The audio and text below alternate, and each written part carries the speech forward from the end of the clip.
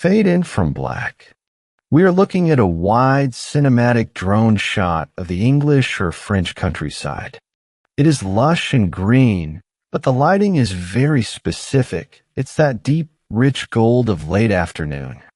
The sun is hanging low, just touching the tops of the distant hills. We see tiny figures in the fields, bent over. Imagine, just for a second, that you are tired.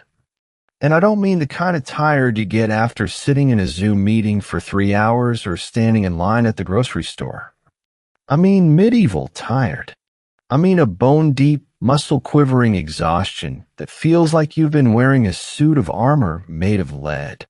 Because, well, you basically have. Welcome to the year 1350. Or maybe 1280. It doesn't really matter because the routine is exactly the same. You have been awake since before the sun came up.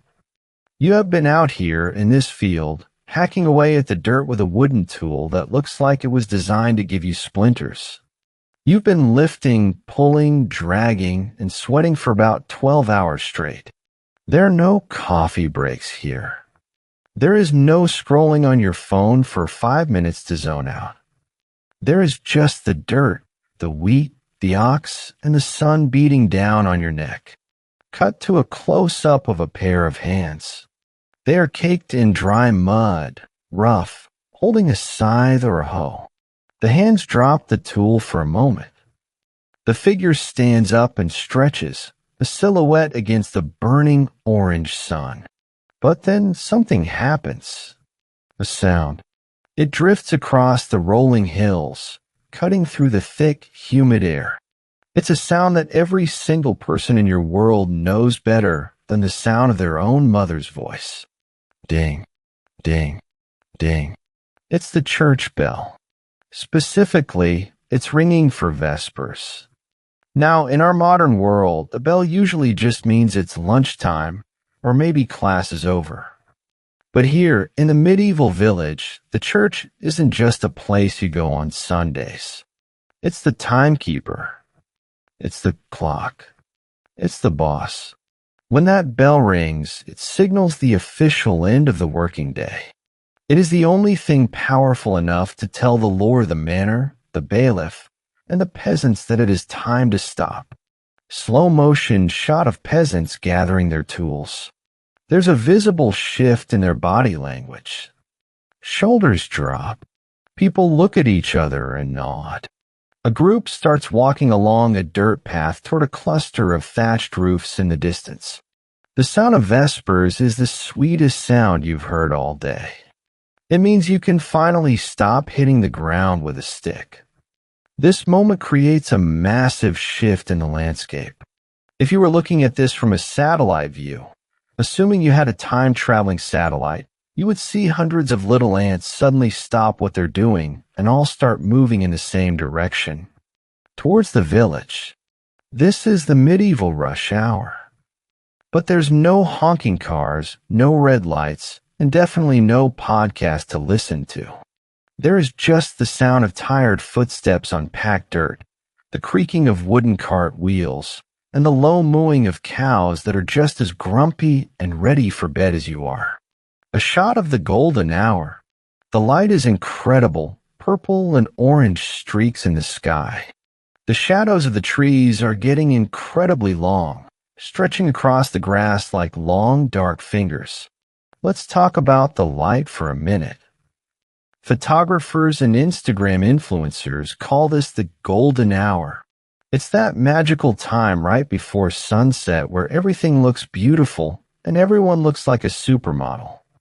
But for you, the medieval peasant, this light isn't about aesthetics.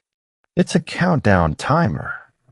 And it's a timer that is ticking down to something actually kind of terrifying. You see, we have forgotten what darkness really is. When the sun goes down for us, we flip a switch. We have street lights, headlights, porch lights, and the glow of the TV. We have killed the night. We conquered it. But in the Middle Ages, the night is still undefeated. As you walk back to the village, You are watching the sun dip below the horizon with a mix of relief and anxiety. Relief because the work is done. Anxiety because once that big ball of fire is gone, you are effectively blind. The camera tracks a family walking quickly. They aren't running, but they are walking with purpose. A father is carrying a bundle of wood. A mother is carrying a basket of eggs. They look at the sky nervously. So the walk home is a race. You have to imagine the atmosphere. The air is cooling down rapidly. The sweat on your shirt, which is made of rough wool or linen and probably hasn't been washed in a week, starts to feel cold and clammy against your skin. The smells of the day, manure, earth, wet dog, seem to get stronger as the air gets still. You and your neighbors are trudging along the muddy paths. And these paths aren't paved. They are full of holes, rocks, and animal droppings. You know the way by heart, which is lucky, because in about 45 minutes, you won't be able to see your own feet. We see the village gates, wood and stone, beginning to close. 2 guards are pushing them. Villagers are hurrying to squeeze through before they shut.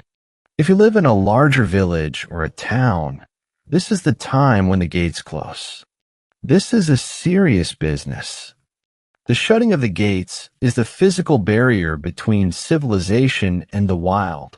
If you're stuck outside when those heavy wooden doors slam shut, you are in big trouble. You're stuck in the realm of wolves, bandits, and if you believe the stories, ghosts and demons. So nobody drags their feet. You hustle. Once you are inside the village boundary, or if you live in a smaller hamlet just clustered together, the race isn't over yet. You have entered the twilight panic, a montage of quick cuts. Someone chopping firewood frantically. Someone else pulling a bucket from a well. A woman shooing chickens into a coop. The light is turning blue and gray now. Visibility is dropping. You see, there are things you have to do before you can go inside and collapse. And you have to do them now, because doing them in the pitch black is dangerous. You need water from the well. Have you ever tried to lower a bucket into a deep, dark hole and haul it back up without spilling it, while standing in mud in total darkness? It's not fun. So you do it now while there is still a faint gray light in the sky. You need wood for the fire. If you don't bring in enough wood now, you're going to be freezing cold at 3 a.m. And trust me, you do not want to go out to the woodpile in the middle of the night. We'll get to why later, but let's just say nothing good happens at the woodpile after midnight. You need to check the animals.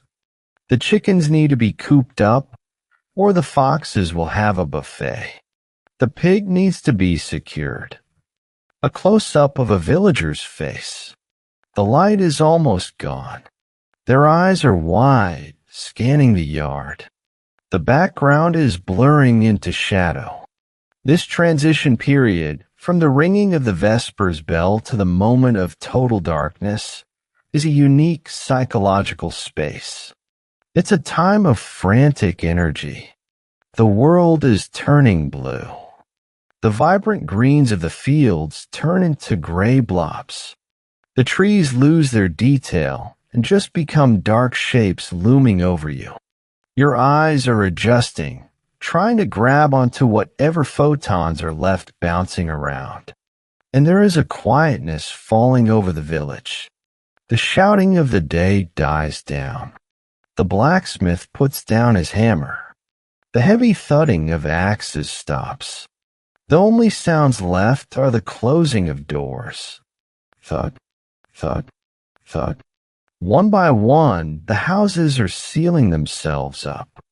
A wide shot of the village again. The sun is fully gone now. The sky is a deep indigo. We see faint flickers of orange light appearing in the small windows of the cottages. Narrator, you reach your own door. It's a humble thing, maybe just a heavy piece of oak on iron hinges. You step over the threshold, dragging your tired legs into the room. The air inside is different. It's smoky. It smells like soot, dried herbs, and family. But it's safe. You turn back for one last look outside. The world you spend all day in, the fields, the hills, the path, it's gone. It has been erased by the shadow. The horizon has disappeared. There is no more outside. There is only inside. You grab the heavy wooden bar and slide it across the door. Plunk. You are locked in. The day is dead. The night has officially begun. And in a medieval village, the night is a whole different country. Fade in. We are looking at a reconstruction of a medieval village. But the screen is almost entirely black. Slowly, the exposure ramps up just enough so we can barely make out the shapes of the houses. It's a blue-black, grainy darkness. A single candle flickers in a window, looking incredibly lonely. Okay, so the door is locked. You are inside, but let's step back outside for a moment. I know, I just told you it's dangerous out there. But we need to understand what outside actually looks like.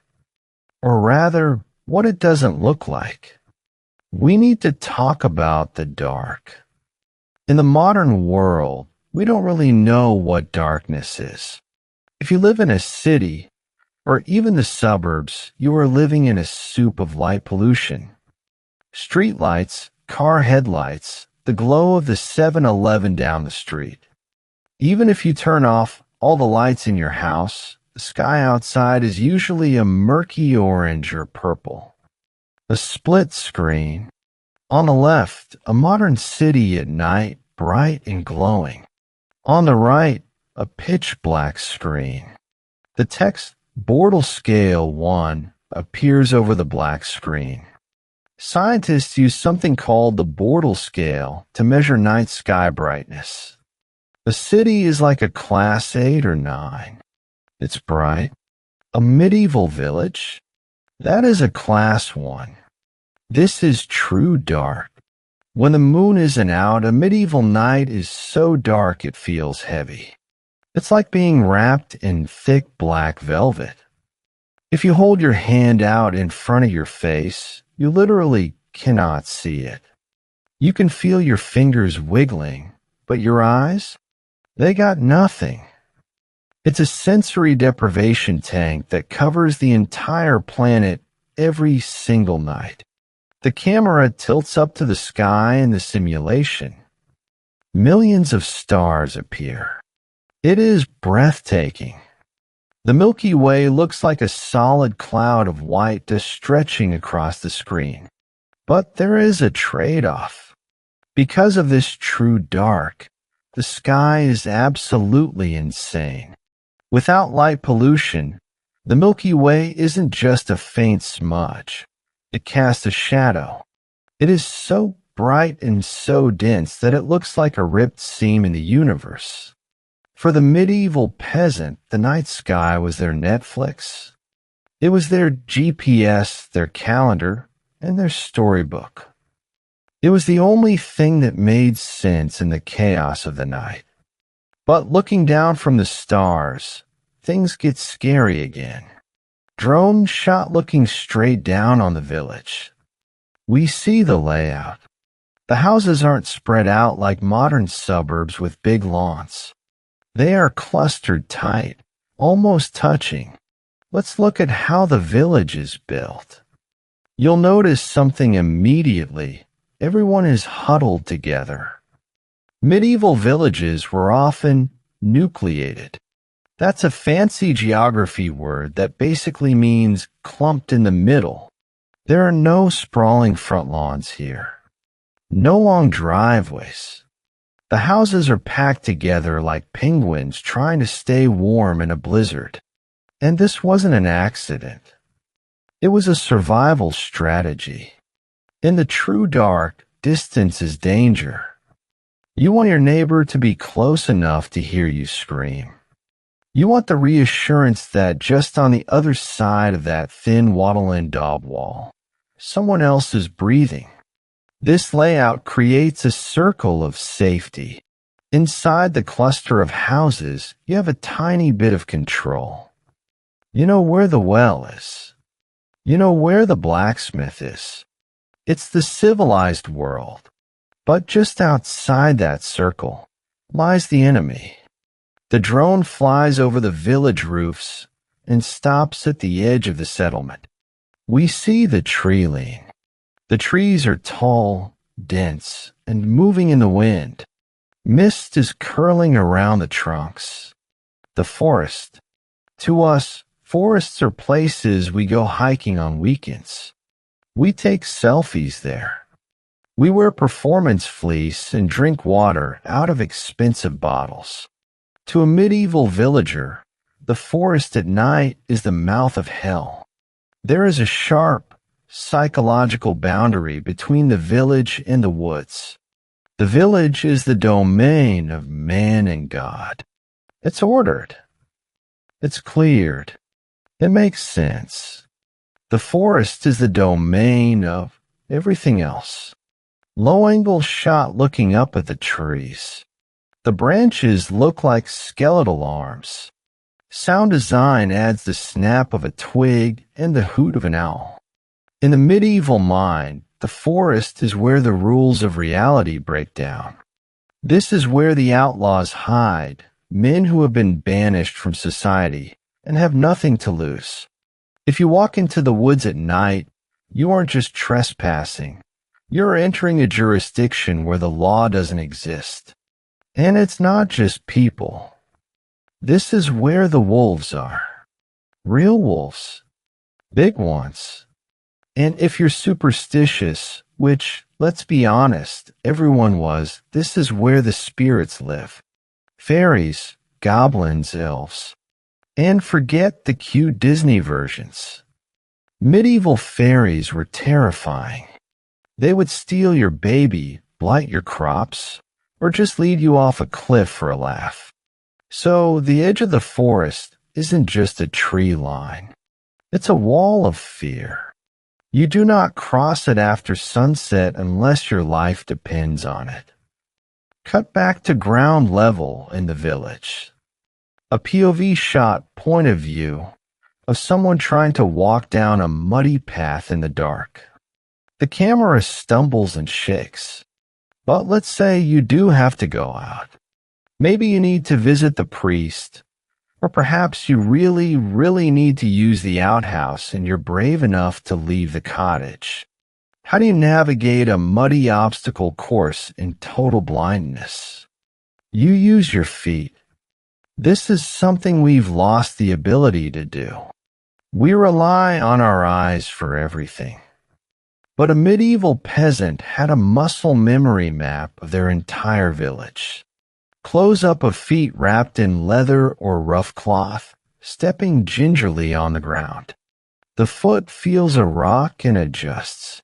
They knew that 5 steps past the big oak tree, the ground dips to the left. They knew that near the miller's house, there's a patch of clay that is always slippery. They knew exactly where the drainage ditch was by the smell alone. They navigated by texture, sound, and smell. But even with this mental map, walking at night was genuinely dangerous.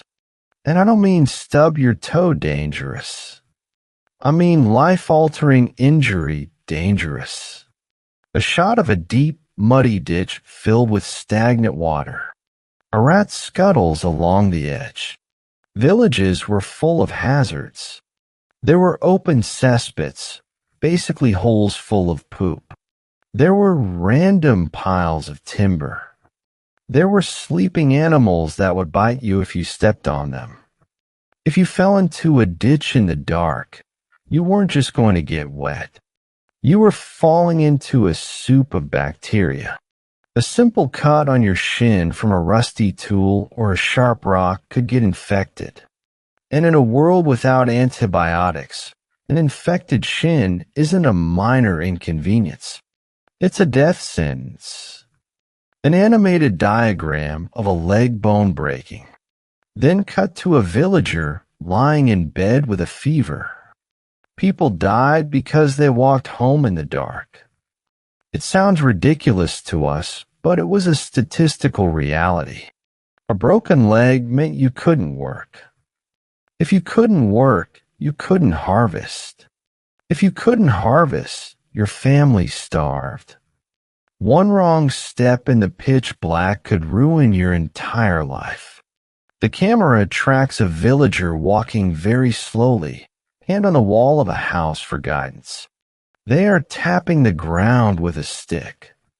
This is why, if you read court records from the Middle Ages, there are so many accidental deaths listed as falling into a pit by night or drowning in the river after Vespers. The darkness wasn't just an absence of light. It was an active participant in the danger of the village. It hid the holes, it masked the ice, and it covered the tracks of the predators. So the architecture of the village, the huddled houses, the barred doors, the narrow paths, it was all designed to fight back against this one simple fact. Humans are terrible at being nocturnal. We are soft, squishy, and blind in the dark. And the medieval village at night was built to keep us safe from a world that was very much awake and very much hungry. Fade in. We are inside the cottage now. The camera is handheld, slightly shaky, creating a sense of urgency. The only light comes from the glowing embers of the central hearth. We see a pair of rough hands grabbing a thick, heavy beam of wood leaning against the wall. Okay? You made it. You navigated the mud, you dodged the drainage ditches, and you beat the sunset. You are inside your home. Now you have to turn this house into a fortress. It's time for the lockdown. Now, when I say lock, don't picture a shiny silver key sliding into a deadbolt. Do not picture a keypad or a Ring doorbell camera. If you are a typical peasant in the 1300s, you do not own a key. Keys are for rich people. Keys are for merchants who have chests full of silver, or lords who have wine cellars they don't want the servants drinking from. Metal is expensive. A complex lock mechanism costs more than your entire house. Close up of the drawbar mechanism. It's simple, but effective. The heavy beam drops into two U-shaped wooden brackets on either side of the door frame. It makes a heavy, dull thud. So, what do you use? You use gravity and friction. Most peasant doors were secured with a drawbar. It's basically a thick beam of oak that slides across the door and sits in deep wooden brackets. It's primitive, sure, but it's also incredibly strong. If someone wants to get in, they can't just pick a lock. They have to smash the entire door frame to pieces. And that's the point. You aren't trying to make your house impenetrable. You're just trying to make it loud and difficult to break into. You want to buy yourself enough time to grab a pitchfork. The camera pans across the room. It's small. But then we see something moving in the shadows. A large, wet nose sniffs the camera lens. It's a cow. Right there in the living room. But here is where things get weird. If you looked around a medieval cottage at night, you'd notice that you have some roommates. And I don't mean your spouse or your kids. I mean Bessie. Yes, the cow is inside. And the chickens. And maybe the pig. if he's behaving himself. Diagram or cutaway of a longhouse. It shows the division, one end for people, one end for animals, separated only by a small gutter or a low wooden partition. This is the concept of the longhouse. In many parts of medieval Europe, the house was divided into two sections. One end was for the humans. The other end, often slightly lower down so the pee would run away from the beds, was for the livestock. Now, to our modern sanitized brains, this sounds absolutely disgusting. Sleeping 10 feet away from a 1,000-pound animal that poops whenever it feels like it? Why would anyone do that? Well, there are two very good reasons, and they both come down to survival. Reason number one, theft. A sketch of a thief sneaking around outside in the dark. He looks at the heavy door and shakes his head. A cow is not a pet. A cow is a walking, mooing bank account. That animal is probably the most valuable thing you own. It gives you milk, which gives you cheese, which keeps you alive in winter. If a wolf eats your cow, or if a neighbor steals it in the middle of the night, your family is destitute. If the cow is outside in a barn, you can't hear what's happening. But if the cow is sleeping at the foot of your bed, nobody can steal it without waking you up. It's the ultimate security system. Thermal camera effect simulated. We see the humans glowing warm and the big red blob of the cow radiating heat into the room. Reason number two, central heating. Firewood takes time to chop. It takes energy. You don't want to burn through your entire woodpile in one night. But animals are basically biological radiators. A cow's body temperature is around 101 degrees Fahrenheit. By packing the family and the livestock into one small, insulated room, you are recycling body heat. It might smell like a barn, but hey, at least you aren't freezing to death. A montage of shutters being closed. Wooden windows, no glass, being slammed shut and latched. A rag is stuffed into a crack in the wall. So the door is barred. The cow is comfy. Now you have to deal with the windows. If you're lucky, you have wooden shutters. If you're poor, your window is just a hole in the wall covered with an oiled cloth or a piece of stretched animal skin. You close them all tight. You seal up every crack. And this leads us to the atmosphere inside the room. Let's just take a moment to imagine the smell. Atmospheric shot inside the room. It's hazy. The air looks thick. Particles of dust and smoke are floating in the candlelight. You have the smoke from the open hearth fire, which doesn't always go up the chimney if you even have a chimney. Many cottages just had a hole in the roof. You have the smell of unwashed human bodies. You have the smell of the cow, the pig, and the chickens. You have the smell of cooking pottage. The humidity would be off the charts. It's a damp, warm, funky fog. But here is the crazy part. The villagers wanted it this way. An old medieval medical illustration of miasma. Scary-looking clouds or demons floating in the air outside. They didn't seal the house just to keep the cold out. They were trying to keep the night air out. In the Middle Ages, they didn't know about germs or viruses. They believed in miasma. Basically, they thought that disease was caused by bad smells and corrupt air that floated around at night. They believed the night air was toxic. They thought it could cause blindness, madness, or death.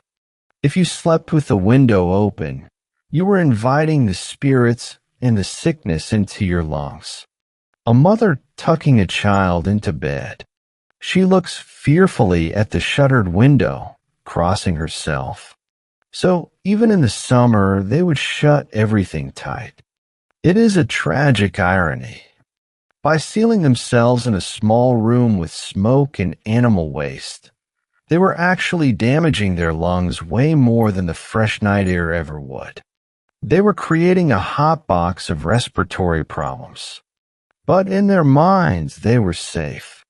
Close up on a small crack in the doorframe. The wind is whistling through it, making a high-pitched, ghostly noise. And it wasn't just bad air they were afraid of. It was the supernatural.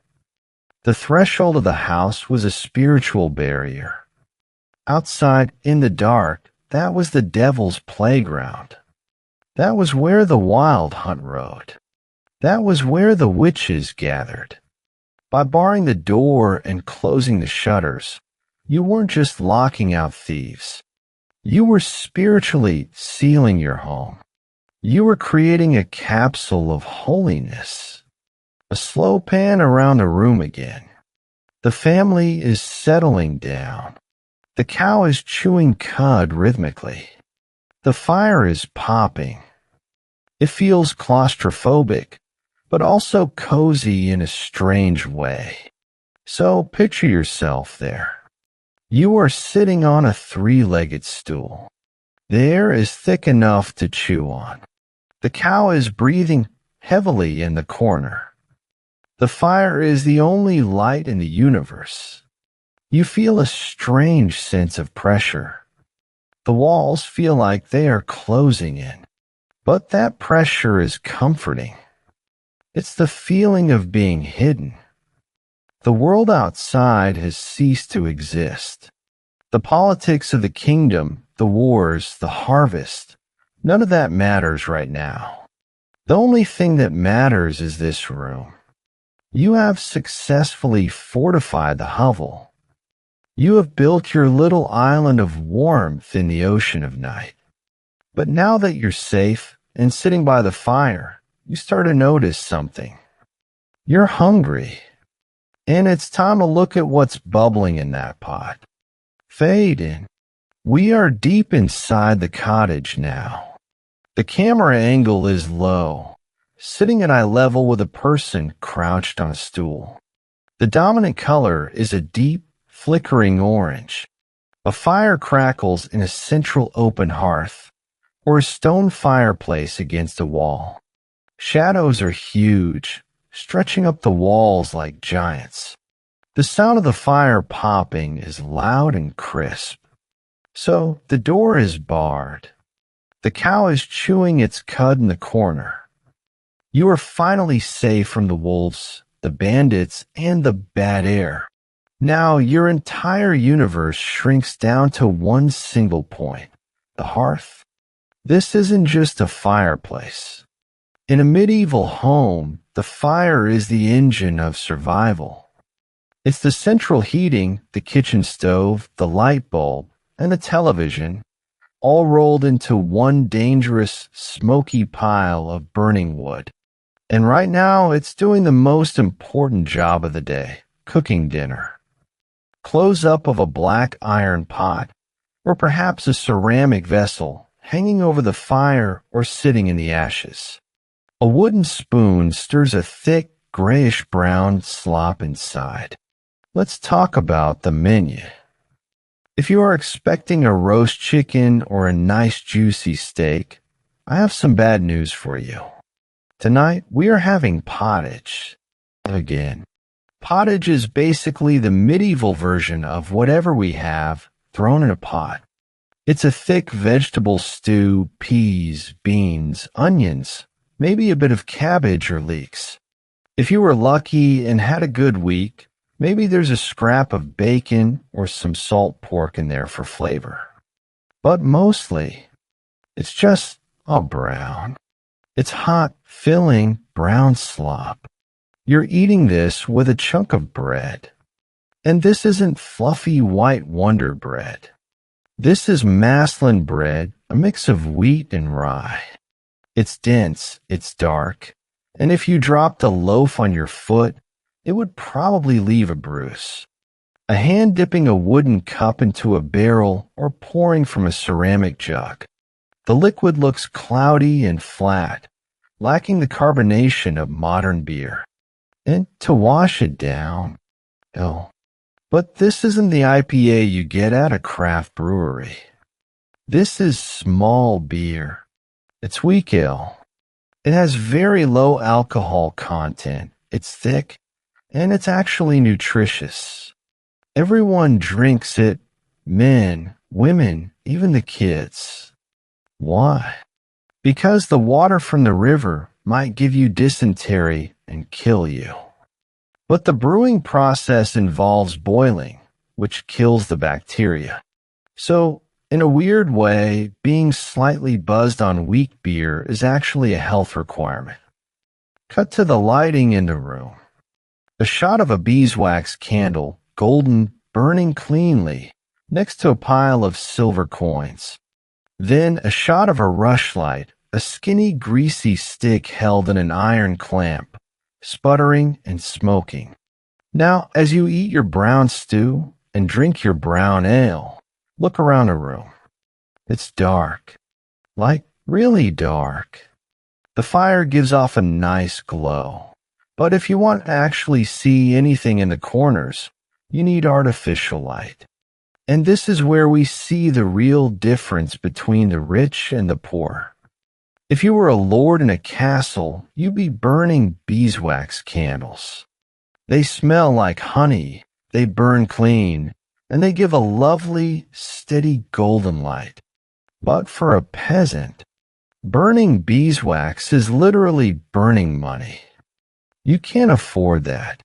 A single beeswax candle might cost a day's wages. So you have two options. Option A, tallow candles. Tallow is rendered animal fat, usually sheep or cow. It's cheap, sure. But there's a catch. When it burns, it smells like burning meat grease. Imagine frying bacon for 4 hours in a room with no ventilation. It stinks, and it smokes like a chimney. Close-up of a pair of hands holding a rushlight. It looks like a dried weed dipped in grease. The flame is tiny and weak. The user has to adjust it constantly. Option B, the rushlight. This is the true poor man's light. You go down to the river, pick a rush, a type of reed, peel it, dry it, and dip it in leftover cooking fat. It burns for about 15 minutes. It gives off about as much light as a glow-in-the-dark sticker. And you have to keep lighting new ones constantly. But hey, it's free. And in a medieval village, free is the best price there is. The camera pans around the family, sitting by the fire. The father is whittling a piece of wood. The mother is spinning wool on a drop spindle. An older child is cracking hazelnuts with a stone. So, with this terrible, flickering, smelly light, what do? Do you just go to sleep immediately? No, the night is young. You see, the medieval workday didn't end when the sun went down. The outdoor work ended. But the indoor hustle is just getting started. This is the time for production. If you're a woman, your hands are never, ever still. You are spinning wool.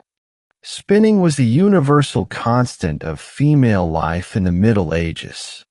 You be twisting the drop spindle, turning raw wool into thread by the light of the fire. You could probably do it with your eyes closed, which is good because the light is terrible. If you're a man, you're mending things. You're fixing the handle of your hoe. You're sharpening a knife. You're weaving a basket for the harvest. Or maybe you're doing the most classic winter activity, cracking nuts. Hazelnuts and walnuts were free food you gather from the woods. But getting them open is a pain. So the evening soundtrack is usually the crack, crack, crack of stone against shell. A wider shot showing where everyone is sitting. There is a clear order. The father is on the best three-legged stool, closest to the heat. The mother is nearby. The kids are further back, maybe sitting on the floor or on bundles of straw. But let's look at where everyone is sitting. Because even in this tiny one-room cottage, there are politics. The hearth is the center of the universe, and gravity pulls everyone toward the heat.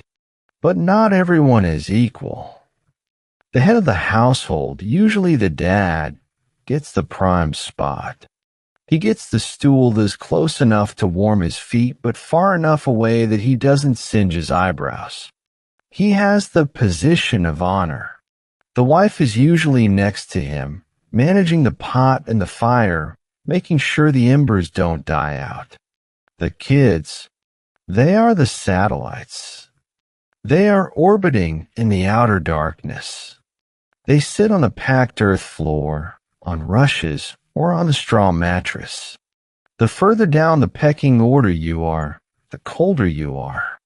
And if there are servants or apprentices living with you, they are practically in the corner with a cow. The fire flares up, casting long, spooky shadows that dance on the wattle and daub walls. The faces of the family look almost demonic for a second as the light shifts. This lighting creates a very specific mood. In our world, lights are steady. LED bulbs don't flicker. But firelight is alive. It moves.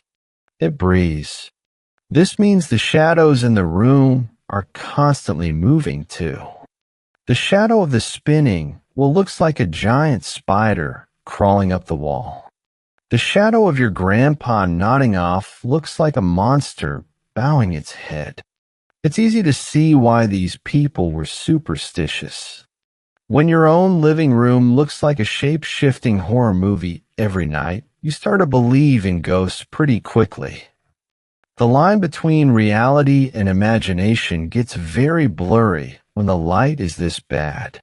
Close up on the faces again. They are talking, laughing. Someone is telling a story.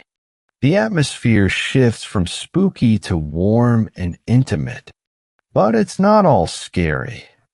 Actually, this is the best part of the day.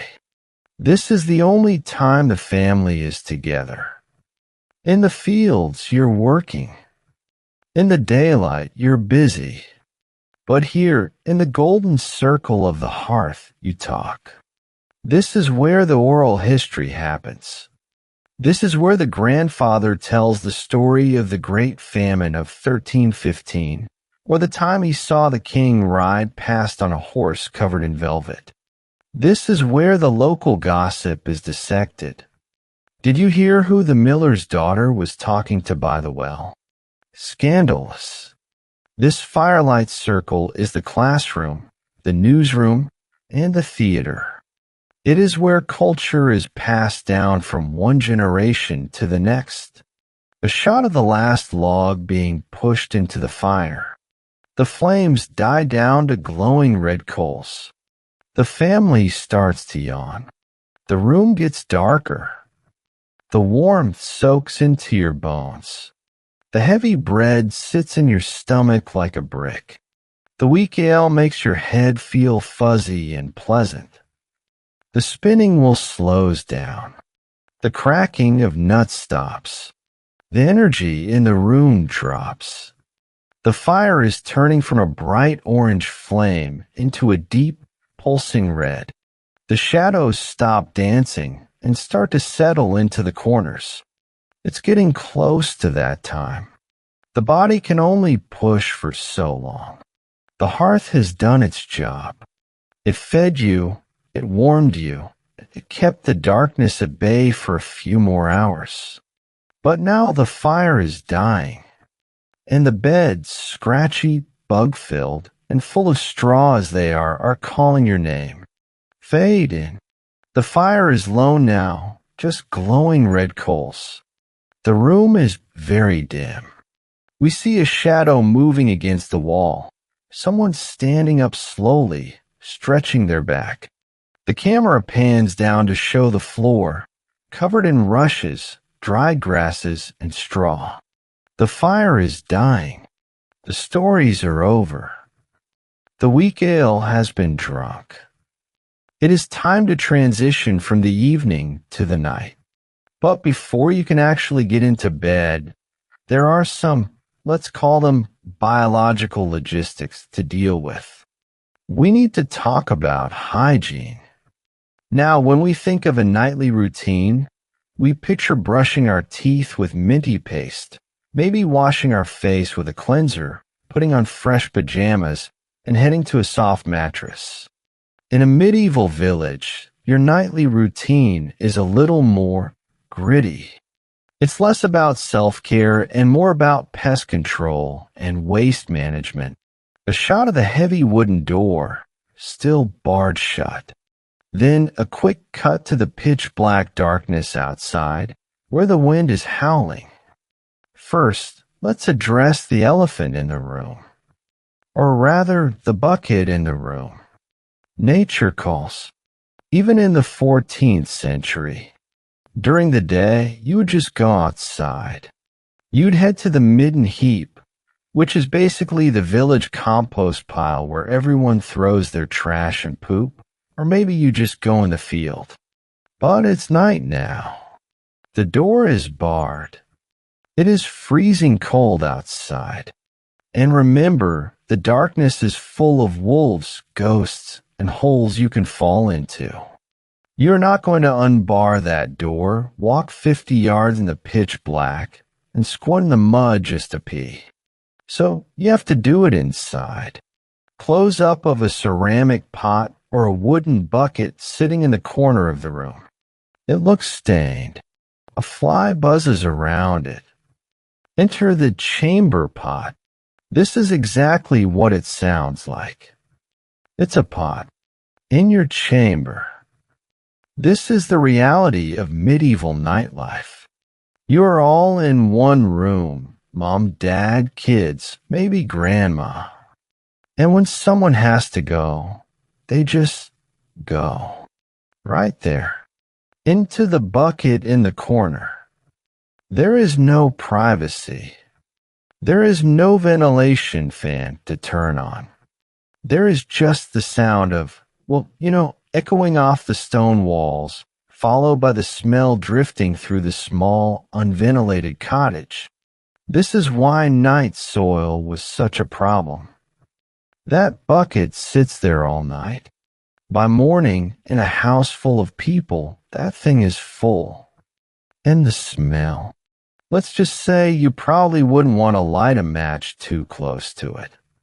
A person stumbling in the dark, their foot catching on the edge of the bucket, a look of horror on their face. And there is a very real danger here. Remember, it is dark. If you wake up at 2 a.m. and need to use the pot, you are navigating by memory.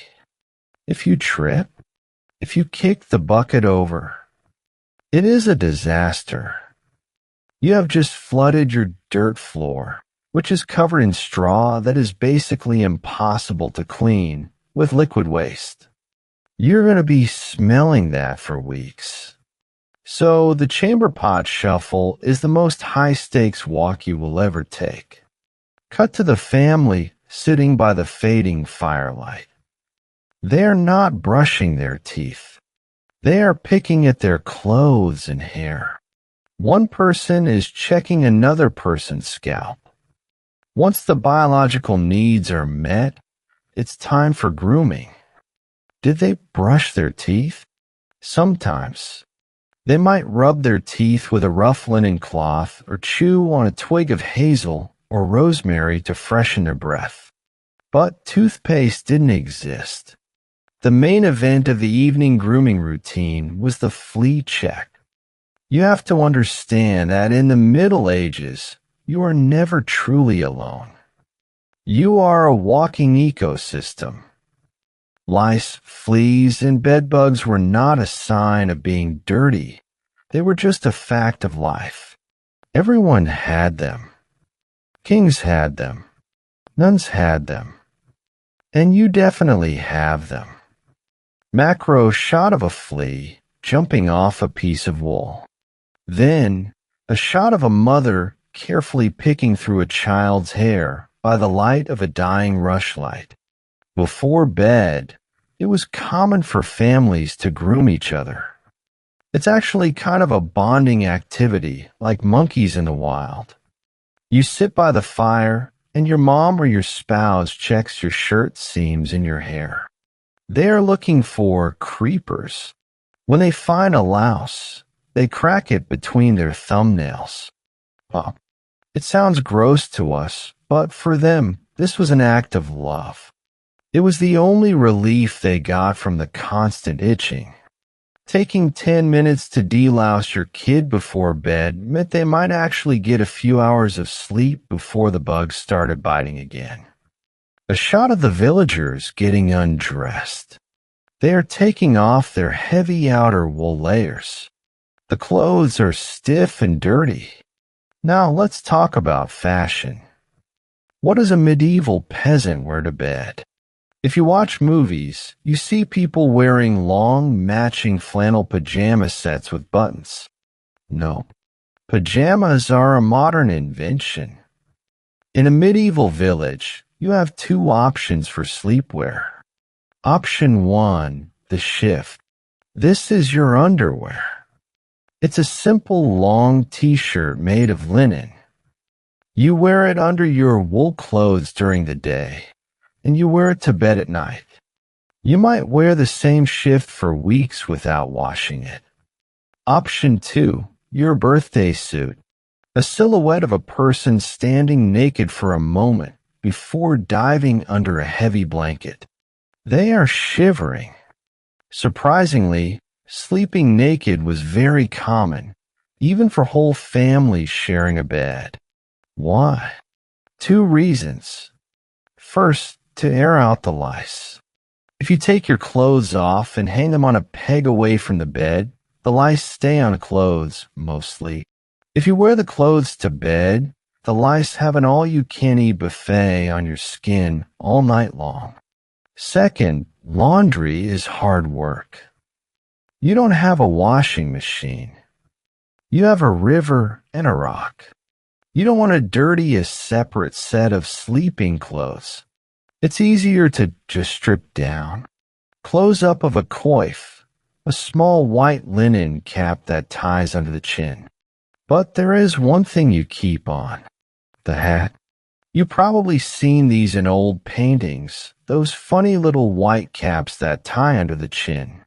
They are called coifs. You wear this 24/7. But it's especially important at night. In a drafty house with no heating, you lose a lot of heat through your head. The coif keeps your noggin warm. Plus, it keeps the spiders out of your hair while you sleep. It's a win-win. The family moving toward the bed. We see their breath misting in the air. The fire is almost out. The room is getting cold fast. Finally, there is the issue of temperature. We are so spoiled with our thermostats. We set the room to a perfect 70 degrees and forget about it. In a Wattle and Daub cottage, the temperature inside is basically the same as the temperature outside, just without the wind chill. If it's freezing outside, it's freezing inside. The walls are thin. The roof is made of grass. Insulation is not great. As soon as that fire dies down, the cold comes rushing in like a flood. The family climbing into the bed. It's not a king size. It's a pile of straw. They pack in tight like sardines, arms and legs overlapping. So, how do you not die of hypothermia? You use the puppy pile method. You don't sleep with personal space. You sleep in a heap. The bed is usually the only furniture piece that matters. It might be a wooden frame with ropes, or just a mattress on the floor. Everyone gets in. Dad, Mom, the kids. You pack together as tightly as possible. This is simple physics. A single human generates about 100 watts of heat. If you have 5 humans huddled under a thick wool blanket, you have a 500-watt heater. Close up of the heavy wool blanket being pulled up. It looks scratchy and heavy, trapping them in. This shared warmth is essential. It's the difference between shivering all night and actually getting some rest. Sure, it means you have someone's elbow in your ribs. It means you are breathing in your brother's garlic breath. It means if one person turns over, everyone has to turn over. But it's warm. A wide shot of the dark room. The fire is now just a faint red dot. The breathing of the family becomes audible, a rhythmic, collective sound. And there is a psychological comfort to it, too. In the pitch black, with the wind howling outside and the wolves singing their hungry songs, being physically crushed against your family makes you feel safe. You aren't a lone individual facing the dark. You are a pack. So the teeth are unbrushed. The lice are mostly squished. The chamber pot is waiting dangerously in the corner. You are naked, wearing a funny hat and squished between your snoring relatives. The biology of the night is settled. The body is ready to shut down. It is finally time to close your eyes. But as we're about to find out, just because you go to bed doesn't mean you go to sleep for the whole night. Fade in. We cut away from the quiet, sleeping family in the cottage. We are back outside in the muddy street. It is pitch black, but down the lane, there is a door that is slightly ajar. A beam of warm, yellow light spills out onto the mud. We hear muffled laughter and the thumping of a table. Now, let's say you aren't ready to endure the puppy pile just yet. Let's say you're a young bachelor, or a husband looking for a break from the kids, or a traveler passing through. You aren't looking for sleep. You're looking for action. Welcome to the medieval nightlife. Welcome to the alehouse. But before you picture a cozy English pub with a dartboard and a bartender wiping down a mahogany counter, we need to adjust your expectations. This isn't a business in the modern sense. There are no neon signs. There is no happy hour menu. A shot of a regular peasant cottage. But outside, sticking out horizontally from the roof on a long pole, is a large bundle of twigs and branches. You find the place by looking for the ale stake. It's basically a broom or a bush tied to a stick, sticking out of a house. This is the universal medieval signal that says, "Hey, I just brewed a fresh batch of beer. Come drink it before it goes bad." Because that's what an alehouse usually is. It's just a neighbor's kitchen. Usually the person running it is an alewife. Brewing was often women's work. When a woman brewed a particularly good batch, she'd open up her house to the neighbors to sell off the surplus. So you aren't walking into a bar.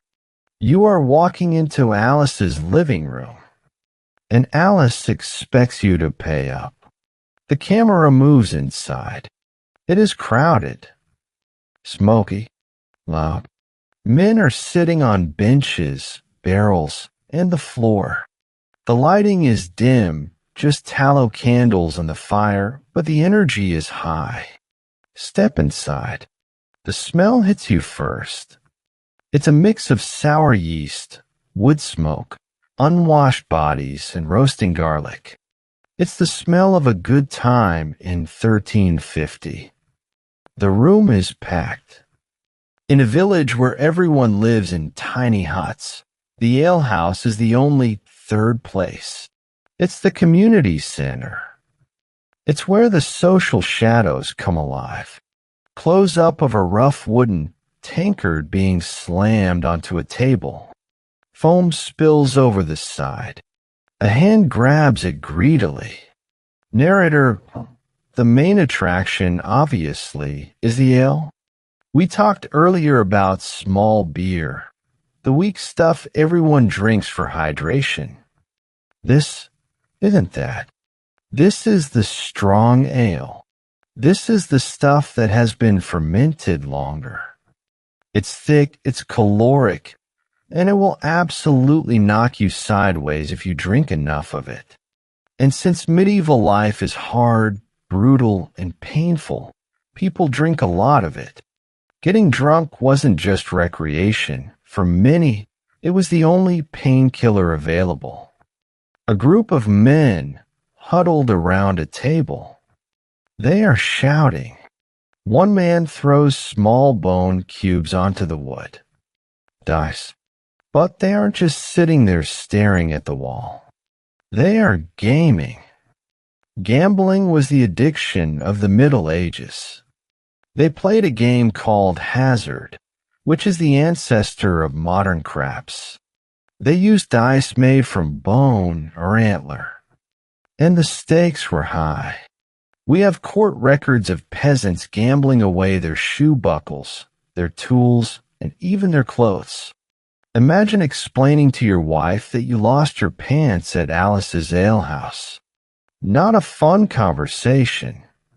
The church hated this, of course. They called the alehouse the Devil's Chapel. They said that while good Christians were at Vespers praying, the sinners were at the alehouse rolling dice. And honestly, they were probably right. A shot of two people leaning in close, whispering. One looks shocked. The other nods vigorously. But the most valuable commodity in the alehouse wasn't the beer. It was the information. The alehouse was the medieval Twitter. It was the news feed. In a world without newspapers, phones, or mail, this room is how you found out what was happening in the world. A traveler might be there, a peddler selling ribbons, or a pilgrim on his way to a shrine. He brings news from the outside. The king is raising taxes again. The plague has appeared in the next town over. The bishop has been arrested. This is where the rumors start. This is where reputations are destroyed.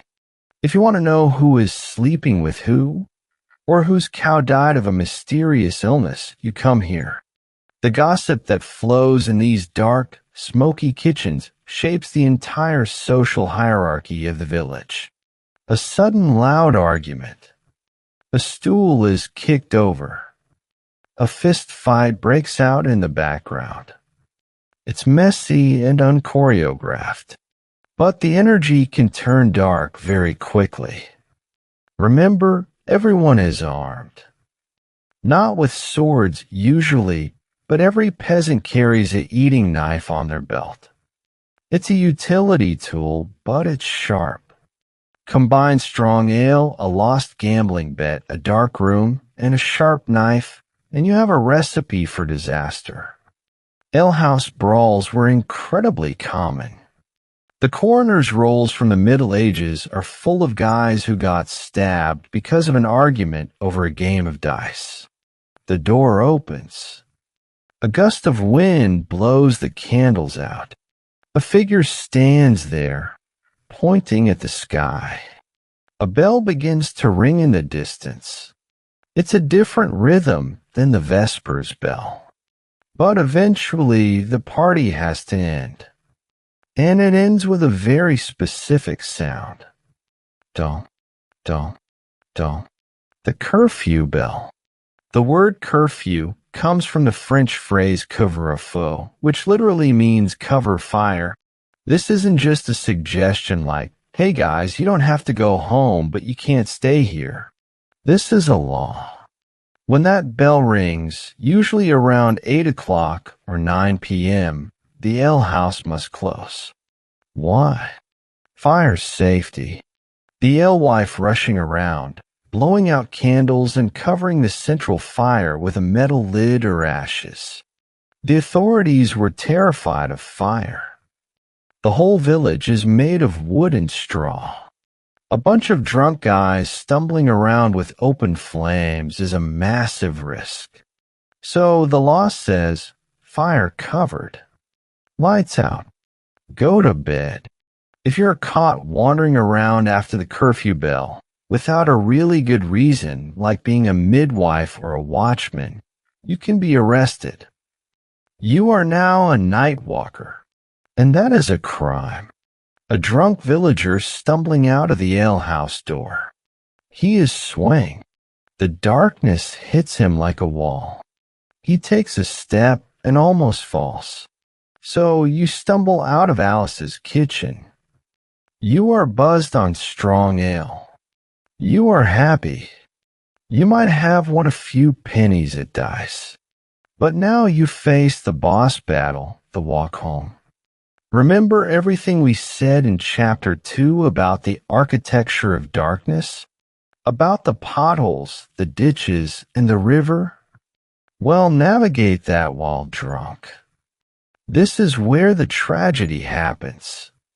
This is the dark comedy of medieval life. POV shot. The camera is blurry and swaying. The ground is uneven. We see a splash of water. The sound of someone slipping in mud. Historical records are absolutely filled with death by misadventure verdicts that basically amount to John Smith, drunk, fell into a puddle and couldn't get up. It sounds funny to us, like a slapstick cartoon. But in the pitch black, disoriented by ale, people wandered into the woods and froze to death. They walked right off bridges. They fell into the mill pond and drowned because nobody could hear them screaming over the sound of the water wheel. The transition from the warm, loud, light-filled alehouse to the silent, freezing void of the village street is jarring. It's a sensory shock. The drunk villager manages to find his own door. He fumbles with the latch. He leans against the wood, breathing heavily. If you are lucky, you find your door. You fumble with the latch. You stumble inside, try not to wake up the baby, the wife, or the cow. You crawl into the straw, smelling like stale beer and smoke. You have survived the social shadows. You have heard the news. You have played the game.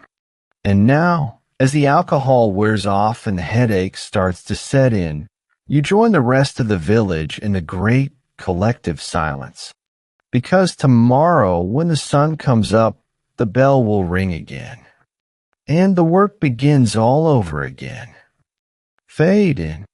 The room is almost completely dark now, save for the dull red glow of the dying embers in the hearth. The camera focuses on the corner of the room where a large, lumpy shape sits on the floor. It looks like a giant sack. So the fire is out. The ale is drunk. The lice have been mostly popped. It is finally time to lay your weary head down. But where exactly are you laying it? If you were a king or a duke, you'd be climbing into a massive four-poster bed with velvet curtains, feather pillows, and silk sheets. But you are a peasant. You don't get feathers. You get grass. Let's talk about the architecture of sleep. Because in a medieval village, the bed isn't just a piece of furniture. It's a construction project. Close-up of a rough linen sack being stuffed with dry yellow straw. Dust motes fly into the air as it's packed tight. Your mattress is basically a giant bag. It's a sack made of rough linen or canvas, and you stuff it yourself. If you're lucky, you use fresh straw from the harvest. It smells nice for about 2 days, like a barn, but a clean barn. If you live near the moors, maybe you stuff it with heather, which is actually kind of springy and smells like flowers. But let's be real. After a few months, that straw starts to break down. It turns into dust. It gets damp. It starts to rot slightly. So every night when you lie down, you aren't sinking into memory foam. You are sinking into a lumpy, crinkly, dusty pile of dried vegetation. A person using a thick wooden stick to beat the mattress, trying to flatten out the lumps. Before you get in, you have to do some maintenance. You might grab a bed staff, a sturdy stick kept near the bed. You use it to beat the mattress, trying to smooth out the lumps and scare away any rats that might have burrowed inside during the day. Once it's relatively flat, you throw your sheets over it. These are heavy linen, probably a bit gray from wood smoke. And then the blankets. These blankets are serious business. They are heavy wool, woven tight to keep the heat in. They are scratchy heavy, and they smell like wet sheep. But when the temperature inside your house drops to freezing, that scratchy wool feels like a hug from heaven. A wide shot of the bed. It looks small. Then one person gets in. Then another. Then another. Then a child. Then another child. It looks like a clown car situation. Now comes the logistics puzzle, fitting everyone in. In our modern world, we value sleep hygiene. We want a king-size bed, blackout curtains, and total silence.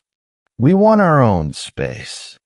In the Middle Ages, personal space is a concept that simply does not exist. The bed is a communal zone. It's not uncommon for the entire nuclear family to share one bed. That's mom, dad, and 3 or 4 kids, all lined up like sardines in a tin. Diagrams showing the sleeping positions. The parents are usually in the middle or at the head. The youngest children are tucked between them. The older kids are at the foot of the bed. There is a hierarchy here. The parents usually take the prime spots in the middle or at the head where it's warmest. The littlest kids get tucked in between the parents so they don't roll out or get cold. The older kids, they get the foot of the bed. This means if you are a teenager, you're probably sleeping with your feet in your dad's face, or your little sister is kicking you in the shin all night. And it gets even more crowded. If grandma or grandpa lives with you, they're in there too. The traveler knocking on the door in the rain. The door opens, and the traveler is gestured toward the bed. But here is the part that really blows the modern mind. Strangers. Hospitality was a huge deal in the Middle Ages. If a traveler came to the village, maybe a pilgrim or a merchant whose cart broke down, and they needed a place to stay, and there was no inn which there usually wasn't, you might take them in. And where do they sleep? You guessed it. In the bed. With you. Imagine that for a second. You are lying there, sandwiched between your wife and a complete stranger named Steve who you just met 3 hours ago. Steve smells like the road. Steve snores. But this was considered normal. It was just politeness. Extreme close-up of the straw mattress texture. We see a tiny, flat, reddish-brown bug crawling out of the weave. Bedbug. Now, unfortunately, Steve isn't the only unwanted guest in the bed. We talked about fleas earlier, but the bed brings a different monster, the bedbug. These guys love straw. They love wood. And they love darkness. Your bed is their dream home. They live inside the straw of your mattress. During the day, they hide deep in the center where you can't reach them. But at night, attracted by the carbon dioxide of your breath and the heat of your bodies, they come up to the surface to feed. A sleeping person twitching in their sleep, scratching their arm without waking up. There is no chemical spray to kill them. You can boil the sheets, sure. You can change the straw. You can rub herbs like wormwood or mint around the bed frame to try and repel them. But mostly, you just accept it. You develop a tolerance. You sleep through the itching. It's just part of the texture of the night. The phrase, sleep tight, don't let the bed bugs bite, isn't a cute nursery rhyme to you. It is a genuine nightly prayer. The camera settles on the faces of the sleeping family. The room is dark. The audio shifts to focus purely on the sounds. So you are packed in. You are scratched. You are warm. Now let's close our eyes and listen. What is the soundtrack of a medieval night? It is never, ever truly silent. First, there is the symphony of the snore. You have 5 or 6 people sleeping in a pile. Someone is going to be snoring. Someone is going to be grinding their teeth. Someone is going to be talking in their sleep. You know every single breath pattern of your family members. Cut to the corner of the room. The cow shifts its weight. The straw rustles loudly. Then there is the livestock. Remember, the cow is in the room. Cows are big animals. When they breathe, it sounds like a bellows, whoosh, whoosh. They chew their cud, which makes a wet, rhythmic grinding sound. Sometimes they stomp a hoof. Sometimes the chickens ruffle their feathers and cluck softly in their sleep. It's like sleeping inside a petting zoo. Shot of the roof from the inside. The thatch is moving slightly in the wind. The wooden beams creak. Then there is the house itself. A timber-framed house is a living thing. As the temperature drops, the wood contracts. Crack, pop groan. The house talks to you all night. And outside, the wind whistles through the thatch. If it's raining, the sound is muffled and soft, a gentle drumming on the roof. A shot of the window shutter rattling against the frame. A shadow passes by outside, maybe a cloud, maybe a person. For us, these sounds might keep us awake. But for the medieval peasant, this is white noise. The heavy breathing of the cow is a comfort. It means the cow is safe. The snoring of your father is a comfort. It means he's alive. The crack of the fire settling is a comfort. It means you have warmth. This sensory experience is intense. It smells of smoke, sweat, straw, and animal musk. It sounds like a barnyard. It feels scratchy and cramped. The camera slowly zooms out from the bed, the family becoming just a lump under the blankets in the dark room. But it works. The exhaustion of the day takes over. Your body, worked to the limit in the fields, shuts down. The brain ignores the itching, ignores the snoring, and slides into the dark. You drift off, wrapped in the collective heat of your clan. But you won't be asleep for 8 hours straight. Because as we are about to see, the medieval sleep schedule is very, very different from ours. Just as you get comfortable, you're going to wake up, and the night is only half over. Fade in. The screen is dark. We hear the sound of deep, rhythmic breathing. Then the breathing shifts. A rustle of straw. A pair of eyes opens in the darkness. The camera focuses on a person sitting up in bed, rubbing their face. It is the middle of the night. Maybe it's midnight. Maybe it's 1 a.m. It's hard to tell because your Apple Watch hasn't been invented yet and the church bells might not be ringing. But suddenly, you are wide awake. Now, if this happened to you today, you would panic. You'd look at the clock and think, oh no, I have to be up for work in 5 hours. Why can't I sleep?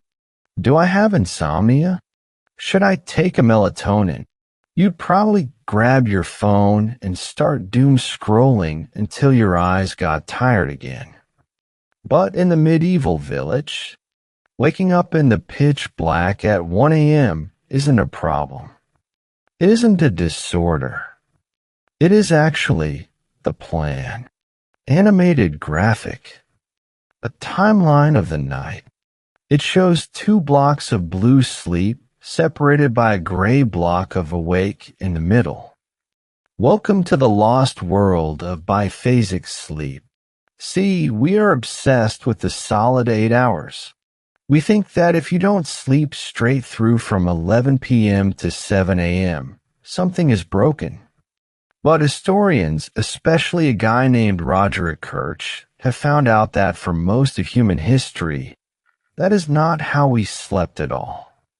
Before the light bulb changed everything, humans slept in 2 chunks. Cut back to the family in the bed. They are all stirring. It's not a frantic wake-up. It's slow. The father sits up. The mother stretches. The first chunk was called the first sleep, or sometimes the dead sleep. This is what you just finished. You went to bed around 8:30 or 9 p.m., right after the curfew bell. You were exhausted from 12 hours of farming. Your body just shut down. You fell into a deep coma-like state. This first sleep lasts for about 4 hours. This is the heavy lifting. This is where your muscles repair themselves, where your brain flushes out the toxins, and where you recover from the brutal physical labor of the day. But then, naturally, your body wakes up. The sleep pressure is gone. Your battery is recharged to about 50%. And now you enter the watch. The father quietly gets out of the bed. The floorboards creak. He moves to the hearth. The embers are dim red eyes in the dark. He stirs them with an iron poker. The watch is this magical, weird 1 hour or sometimes 2 hour gap in the middle of the night where you are just awake. So, what do? You can't turn on the TV. You can't read a book because it's dark, and also you probably can't read. Well, first things first, you tend a fire. This is practical. If the fire goes out completely, restarting it in the morning with flint and steel is a massive pain. So during the watch, you poke the embers. You maybe add a small piece of wood or some peat. You nurse the heat back to life so the house doesn't turn into an icebox by dawn. The camera pans to the chamber pot in the corner. The shadow moves towards it. You also use the bathroom. Remember that dangerous chamber pot we talked about? This is prime time for that. But once the chores are done, the watch becomes something special. Close-up of the husband and wife sitting up in bed, or maybe sitting by the faint glow of the revived fire. They are whispering. Their heads are close together. Think about your day. From the moment the sun came up, you were working. You were surrounded by animals, neighbors, the bailiff, the noise of the village. There was zero privacy. But now, The world is silent. The kids are usually asleep or pretending to be. The neighbors are in their own beds. This hour is the only private time a medieval couple ever gets. They talk, and I don't mean shouting over the noise of the oxen. They actually whisper. They talk about the farm. They talk about their debts. They talk about the kids. This is where the emotional maintenance of the marriage happens. It's a quiet, intimate little bubble in the middle of the dark. A shot of a person kneeling by the side of the bed, hands clasped. A rosary, prayer beads, hangs from their fingers. It was also a spiritual time. The church actually encouraged people to use this waking period for prayer. They believed that at night, the veil between the earth and heaven was thinner. God was listening more closely in the silence. So while lying in the dark, staring up at the thatched roof, many people would recite the Lord's Prayer or the Ave Maria. It was a time for reflection, a time to confess your sins in the quiet of your own head before the chaos of the morning started. Cut back to the couple. The tone shifts to be slightly more romantic/suggestive, but tasteful. Hands touching. And, of course, we have to talk about biology again. Medical manuals from the time actually recommended this period after the first sleep as the best time for, let's call it romance. The logic was actually kind of sound. You aren't dead tired like you were when you first got into bed. You've had 4 hours of rest. You have some energy back, and you've digested that heavy pottage dinner. So for a lot of medieval peasants, the watch was the time for intimacy. Most of the babies in the village were probably conceived during this weird, quiet intermission in the middle of the night. A neighbor's house. We see a faint light moving in the window. Someone is visiting. Sometimes, if you weren't tired, you might even visit a neighbor. In really tight-knit villages, if you saw your neighbor's fire flare up during the watch, you might pop over. Hey, you up? Me too. You might sit for 30 minutes, share a cup of watered-down ale, and just hang out in the semi-darkness. It was a very low-pressure social life. No expectations. Just 2 people awake while the rest of the world slept. The fire is dying down again. The couple is yawning. They are pulling the heavy wool blankets back up to their chins. But eventually, the Sandman comes back. The watch doesn't last forever. After about an hour or so, the body starts to cool down again. The wave of sleepiness returns. This is the start of the second sleep. The family settling back into the puppy pile. The breathing returns to that deep, rhythmic, slow pace. This second sleep is different from the first. The first sleep was deep, heavy, and dreamless. The second sleep is lighter. This is the REM cycle. This is where the dreams happen. This is where the medieval mind goes on its travels, dreaming of a better harvest, or a scary wolf, or angels, or demons. They will stay in this second sleep until dawn, until the rooster crows or the light turns gray. A shot of a modern person tossing and turning in bed, looking at a digital clock that says 3:45 a.m. It's kind of sad that we've lost this. Today, if you wake up at 2 a.m., you feel broken. You stress about it. You count the minutes until your alarm goes off. But the medieval peasant just accepted it. They didn't fight the night. They rode the wave. They woke up. They lived a little life in the dark. They prayed. They loved. They stoked the fire. And then they drifted back off. They had a relationship with their sleep that we have completely forgotten. The camera holds in the sleeping faces. Peaceful. Then a slow transition. We see a figure outside the house, walking with a lantern. The scene is shifting. So the family is back asleep. The cottage is silent again. But while they are safe in their second sleep, outside, in the mud and the cold, someone is awake. Someone who has to be awake. Because even in a quiet village, there are dangers. And someone has to watch out for the fire that could burn it all down. Let's step back outside and meet the night watch. Fade in. We are back outside. It is brutally cold. The wind is whipping through the narrow alleys between the houses. We see a single, lonely point of light bobbing up and down in the distance. It's a lantern. While the family is snuggled up in their puppy pile, and the second sleep is in full swing, there is one person who is absolutely miserable. Meet the night watchman. Now, when you hear night watch, you might picture Jon Snow on the wall, staring down an army of ice zombies. Or maybe you picture a buff security guard with a flashlight and a taser. But in a medieval village, the reality is a lot less glamorous. Close up of the watchman. He looks tired. He's wearing a thick wool cloak that looks itchy. He's holding a rusty lantern with a candle inside and a long wooden staff. He shivers. This guy isn't a professional police officer. In fact, he probably isn't even a guard by trade. He's just Dave from down the street. In most medieval towns and villages, the watch was a civic duty.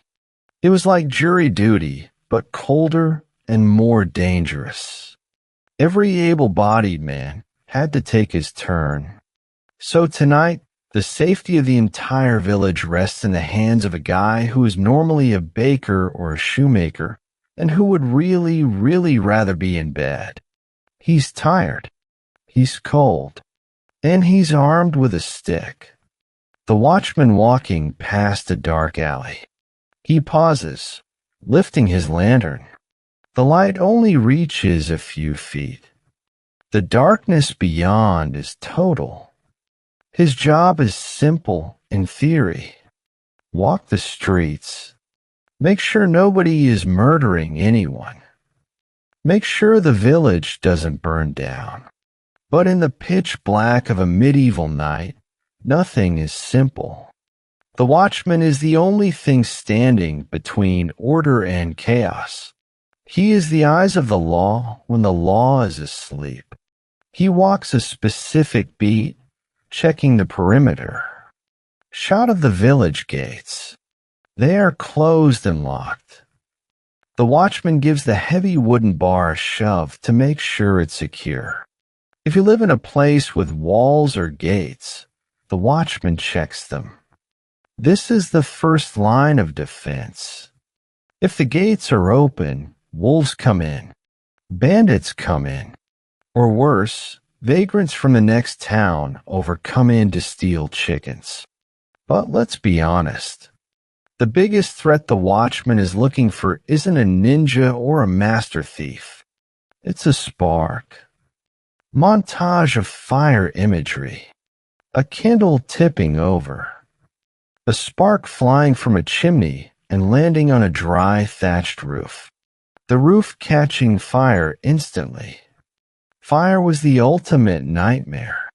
Remember, this entire village is basically a pile of kindling arranged in the shape of houses. The roofs are dry straw.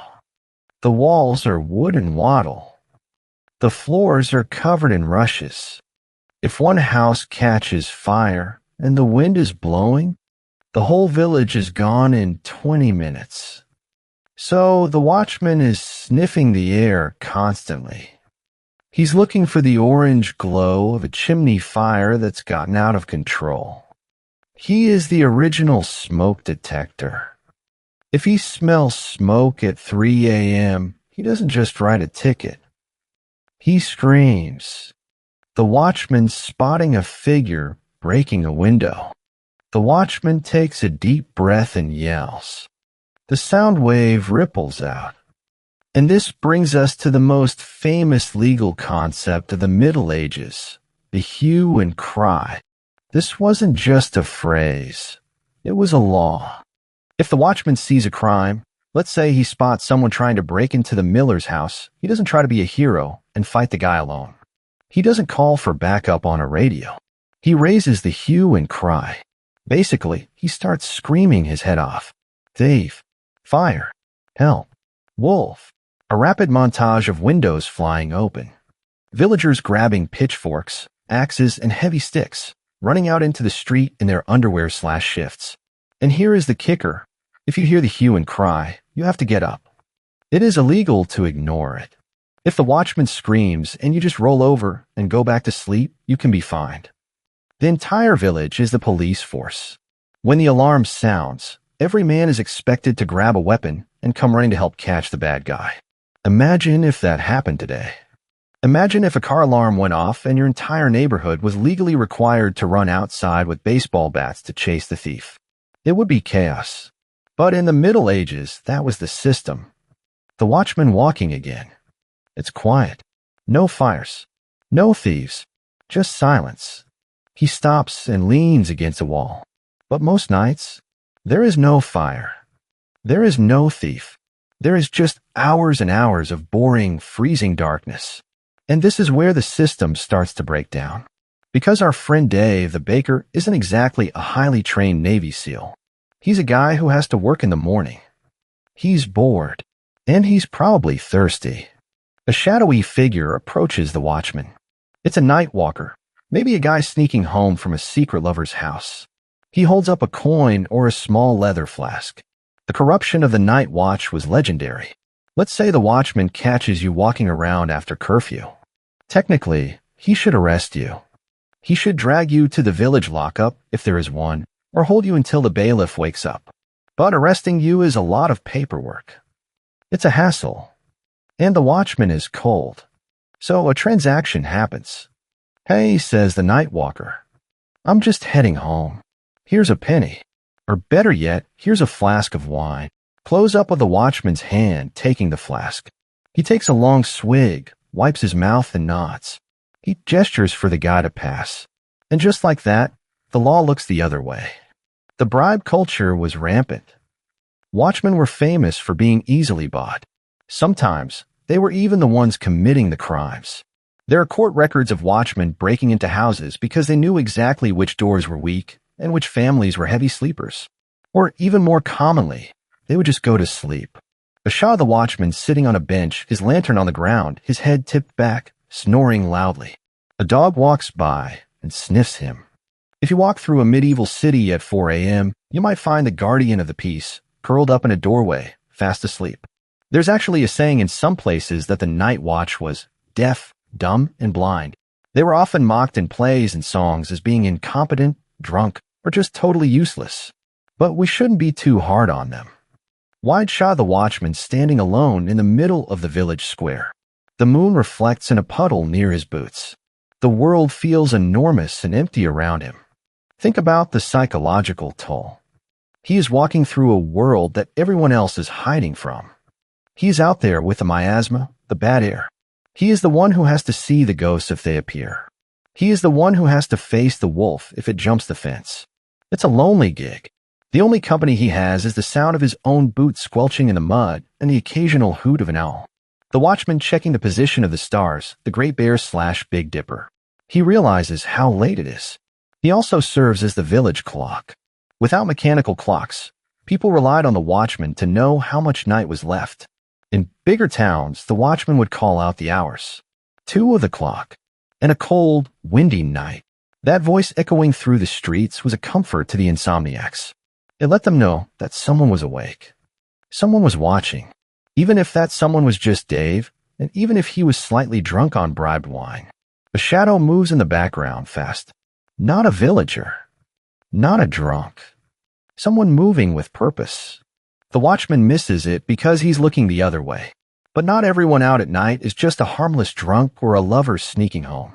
While the watchman is busy warming his hands or taking a nap, there are others who use the darkness as a tool.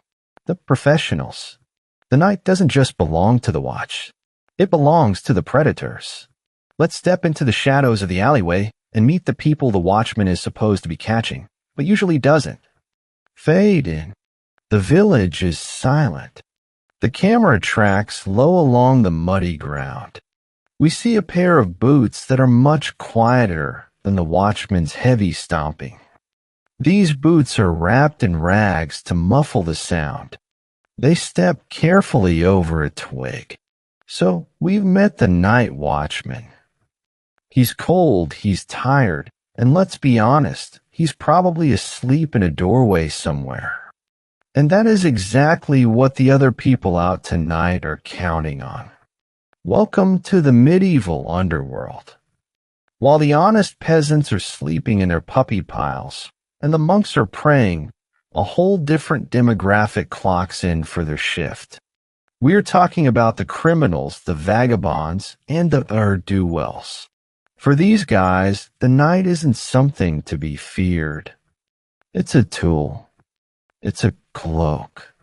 It is the only time they can operate. A shadow moving across a whitewashed wall. It's elongated and spooky. The figure blends perfectly into the darkness of an alley. You have to remember how dark it is. In our modern world, we have cameras everywhere. We have DNA testing. We have fingerprints. In the Middle Ages, they had none of that. The only way to catch a criminal was to literally see them do it and recognize their face. So, if you take away the light, you take away the evidence. If you commit a crime at noon, you're an idiot. If you commit a crime at midnight, you are invisible. You are a ghost. Unless someone catches you in the act with a torch, you're going to get away with it. And because of this anonymity of darkness, the crime rate skyrocketed as soon as the sun went down. A thief kneeling next to the wall of the house. But he isn't picking the lock on the door. He is using an auger, a hand drill, to bore a hole right through the wall. Let's look at the menu of nighttime activities. First up, burglary. But medieval burglary is a little different than what you see in movies. They didn't usually pick locks. Why bother picking a complex iron lock when the house itself is made of mud and sticks? Many thieves were known as wall breakers. Since peasant cottages were often made of wattle and daub, woven sticks covered in clay, a determined thief didn't need a key. He just needed a sharp knife or a heavy iron bar. He would literally dig a hole through the side of your house. Interior shot. We see the wall crumbling silently. A hand reaches through the hole and grabs a cloak hanging on a peg or a brass pot. Imagine sleeping in your bed and 5 feet away, a hand comes through the wall and steals your clothes. It happened all the time. Sometimes they would use a hook on a long pole. They'd poke it through the window or a hole in the thatch roof and fish for items. They'd snag a tunic, a tool, or a piece of cheese and lift it right out while you snored. This was a crime of opportunity. It was quiet, fast, and relatively low risk unless the family dog woke up. Cut to the edge of the forest, the wild zone. We see a group of men with bows and arrows. They are moving silently through the trees. But for the more ambitious criminal, the real money wasn't in stealing old tunics. It was in the woods. Poaching. Now today, poaching sounds like a minor offense. But in the Middle Ages, this was huge. The forests didn't belong to the people. They belonged to the lord or the king. And the animals inside them, the deer, the boar, the rabbits, were the king's property. If you killed a deer in the king's forest, you weren't just hunting. You were stealing from the crown. Close up of a poacher drawing a bow. He shoots a deer. The group rushes in to butcher it quickly in the dark. So why do it? Because meat is expensive. A single deer could feed a starving family for a month. Or if you sold the venison on a black market, you could make more money in one night than you'd make in a year of farming. Poaching gangs were serious business. These weren't just hungry dads. These were organized groups. They knew the woods better than the gamekeepers. They operated in the pitch black, using dogs that were trained not to bark. It was a high-stakes game of hide-and-seek. If the gamekeepers caught you, It wasn't a slap on the wrist. You could be hanged. Or in some really grim times and places, you could be blinded. A shot of a shepherd sleeping in the field. A thief creeps up and grabs a sheep. He wrestles it to the ground and ties its legs. Then there was livestock theft. We mentioned earlier that people kept their cows inside to stop thieves, but sheep were often left outside in folds. Stealing a sheep was a classic night crime, but sheep are heavy, and they are stupid, and they are loud. Trying to kidnap a sheep in the dark without waking the shepherd or his dog is like trying to carry a washing machine that is actively fighting you. But people did it. They would drag the animal miles away before dawn, butcher it, and bury the skin so nobody could identify the markings. A lone figure walking down the street. He isn't stealing anything. He's just walking. He looks nervous. But here is the wildest part of medieval law. You didn't actually have to steal anything to be a criminal. You just had to be there. The legal term was common night walker. If the watchman found you wandering the streets after curfew, and you didn't have a good excuse like my wife is in labor or my house is on fire, you were automatically a suspect. An old parchment document with legal text. The words "Nocte Vegas," night wanderer, are highlighted. The law basically said, honest people sleep at night. Therefore, if you are awake and outside, you must be dishonest. It was a crime of suspicion. This was especially bad for the homeless, the vagabonds. If you were a traveler with no money and nowhere to stay, you were in big trouble. You couldn't just sleep on a park bench. That was illegal. You were considered a threat to society just by existing in the dark.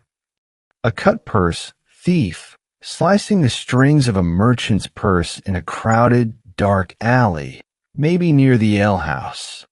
And then there were the cut-purses. These were the pickpockets of the day. They carried tiny, razor-sharp knives. They would lurk in the shadows near the alehouse, waiting for a drunk guy to stumble out. They wouldn't mug him violently. That makes too much noise. They would just bump into him, slash the strings that held his leather money pouch to his belt, catch the purse, and vanish. The victim wouldn't even know his money was gone until he got home. The scene shifts to the next morning. The village square. It is bright and sunny. We see a wooden structure, the stocks. So what happened if he got caught? Let's say the watchman actually did his job. He grabbed you, the neighbors came running, and they tackled you. Medieval justice was fast, and it was public. They didn't really do prison sentences like we do. Keeping you in a jail cell costs money. They have to feed you.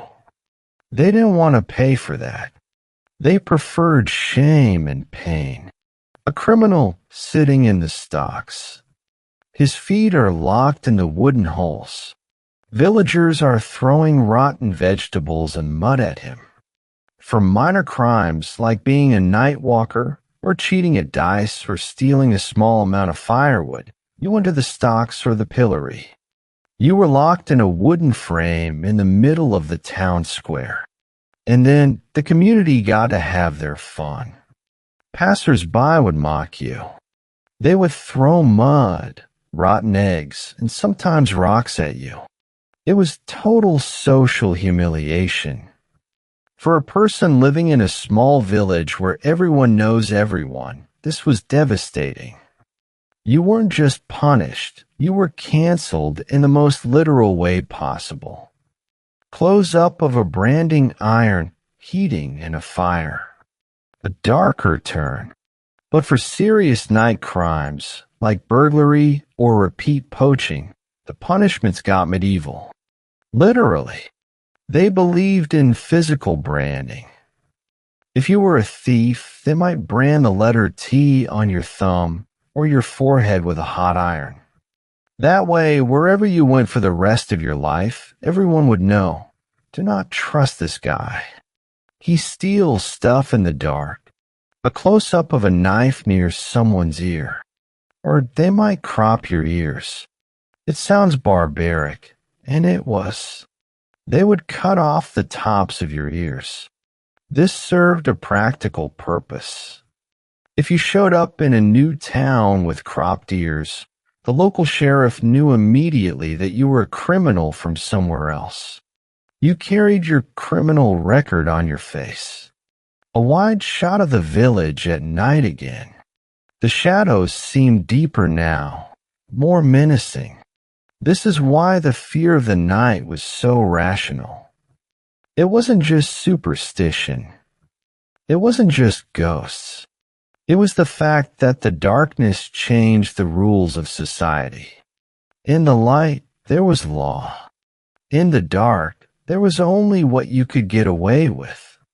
The thief in the shadows, the poacher in the woods, the cut purse in the alley, they were the masters of this domain. And for the average villager, huddled in their bed, listening to the wind, the thought of these night walkers creeping around outside was enough to make them pull the wool blanket just a little bit tighter. But the thieves weren't the only thing they were afraid of. There was something else out there. Something that didn't care about money or sheep. Something that lived in the imagination, but felt just as real. Fade in. The screen is filled with a thick, swirling mist rising from a damp field. Through the fog, we see the twisted, black silhouette of an ancient oak tree. It looks like a gnarly hand reaching out of the earth. An owl takes flight, its white wings flashing silently against the dark. So, we've talked about the thieves. We've talked about the holes in the ground. We've talked about the fires. Those are all physical dangers. You can hit a thief with a stick. You can put out a fire with water. But for a medieval peasant, the scariest thing about the night wasn't something you could touch. It was the stuff you couldn't see. We have to get into the headspace of these people. They lived in a world where magic was real. God was real. The devil was very, very real. And while the day belonged to God and honest work, the night belonged to the enemy. A medieval painting of demons dancing. They look weird and grotesque. Then, a shot of a villager staring out of their window into the pitch black, looking terrified. Psychologically, the darkness was the devil's playground. Without electric lights to push back the shadows, the world felt hostile. Every creak of a floorboard, every rustle of leaves, every strange hoot of an owl could be a sign. It wasn't just spooky, it was spiritual warfare. They believed that when the sun went down, the barrier between our world and the spirit world got thin, like paper thin, and things could slip through. The sky above the village. Clouds are racing across the moon. The wind is howling.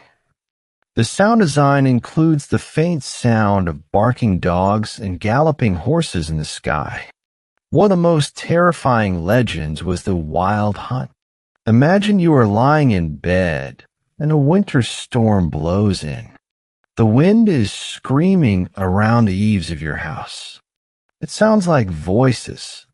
It sounds like howling dogs. To you, that isn't just weather. That is a ghost army. The Wild Hunt was a folk tale found all over Europe. The story went that a group of spectral hunters, ghostly riders on skeleton horses, accompanied by demon dogs, would ride across the night sky chasing lost souls. If you heard them, You were supposed to hide under your blanket and pray. If you looked at them, you might go blind. Or worse, they might scoop you up and take you with them, doomed to ride the night sky forever. It's basically the medieval version of a drive-by shooting, but with ghosts. A shot of someone sleeping. A dark, shadowy creature is sitting on their chest. The person looks paralyzed, eyes wide with panic. But sometimes the monsters didn't stay outside. Sometimes they came into your bed. Have you ever had sleep paralysis? You wake up, you can't move, and you feel like there is a heavy weight on your chest? It's terrifying.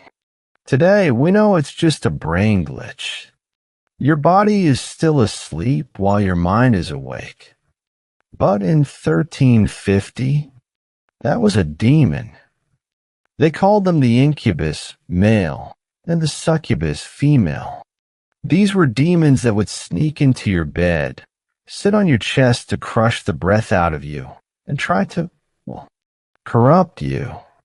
Old woodcut illustrations of demons hovering over beds.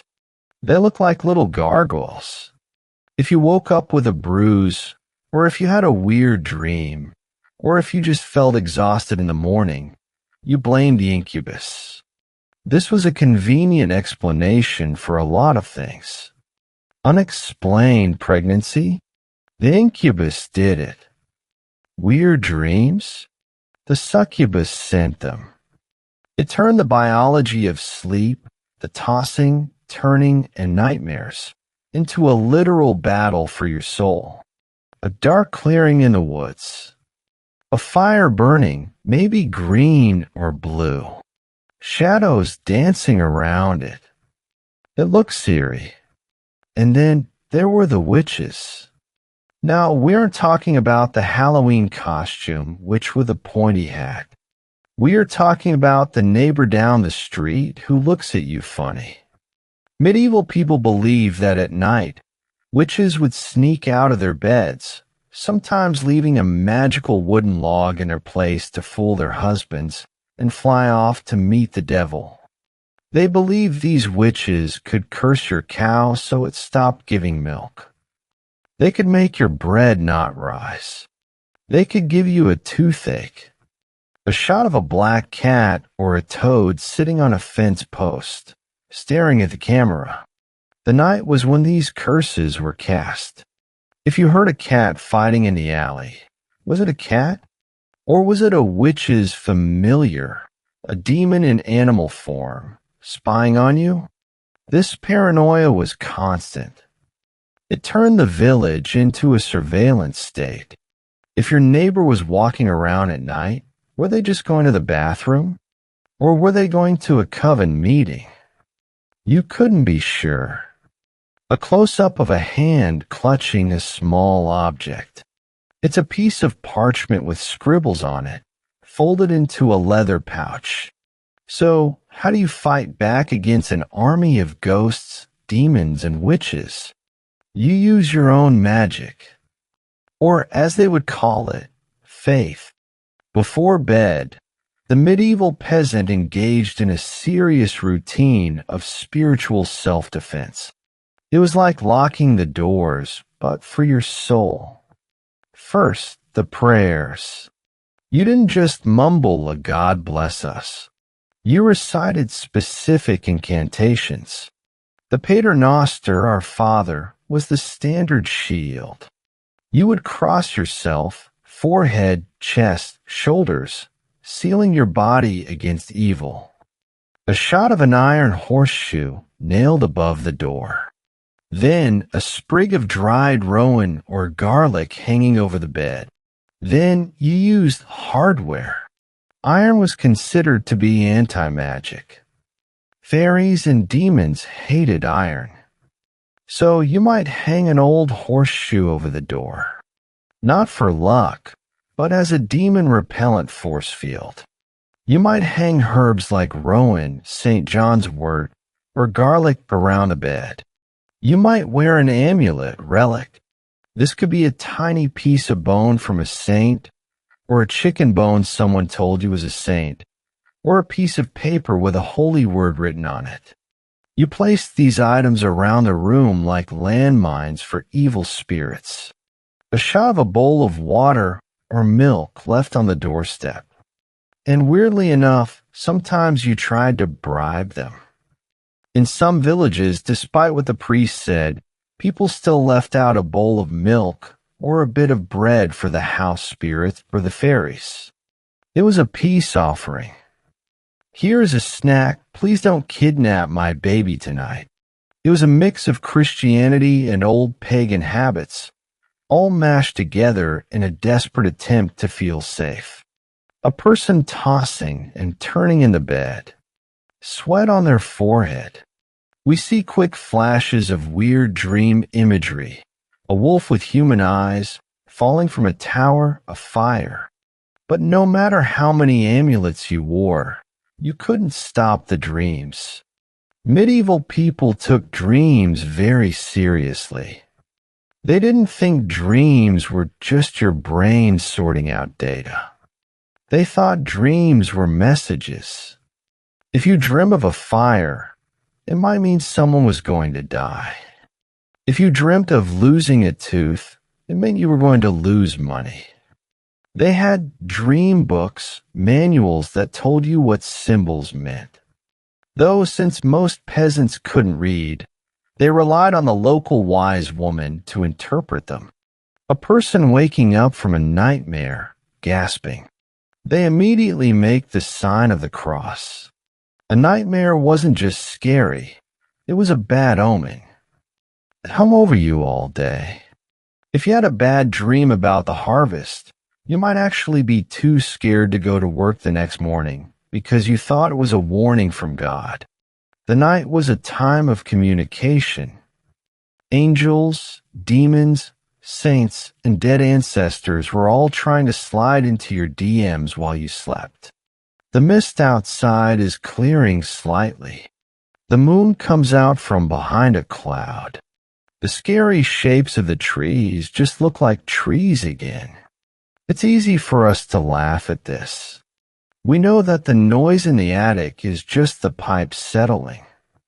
We know the wild hunt is just the wind. But imagine living your whole life being told that the invisible world is more powerful than the visible one.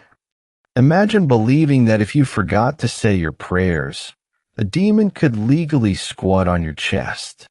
It made the night deeply, profoundly stressful. The camera pans down from the sky to the forest edge again. Two glowing yellow eyes appear in the bushes, then two more. But here is the thing about fears. Sometimes you spend so much time worrying about ghosts and goblins that you forget about the things that actually can eat you. Because while the villagers were hiding under their blankets from the wild hunt out in the woods, something else was hunting. And it wasn't a ghost. It had fur, it had teeth, and it was very hungry. Let's talk about the real monsters of the medieval night. Fade in.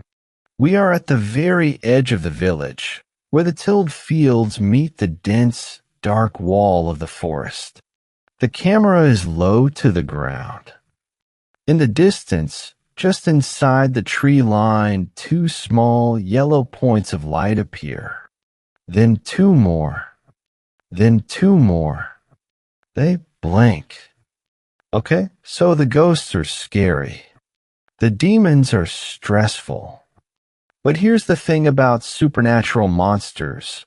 If you say the right prayer or hang the right herb over your door, you feel like you have some control over them.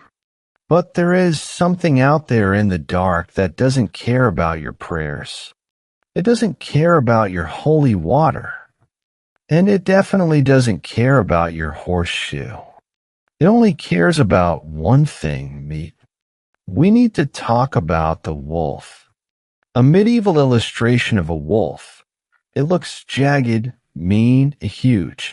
Then, cut to a cinematic shot of a real Eurasian gray wolf standing on a ridge in the moonlight.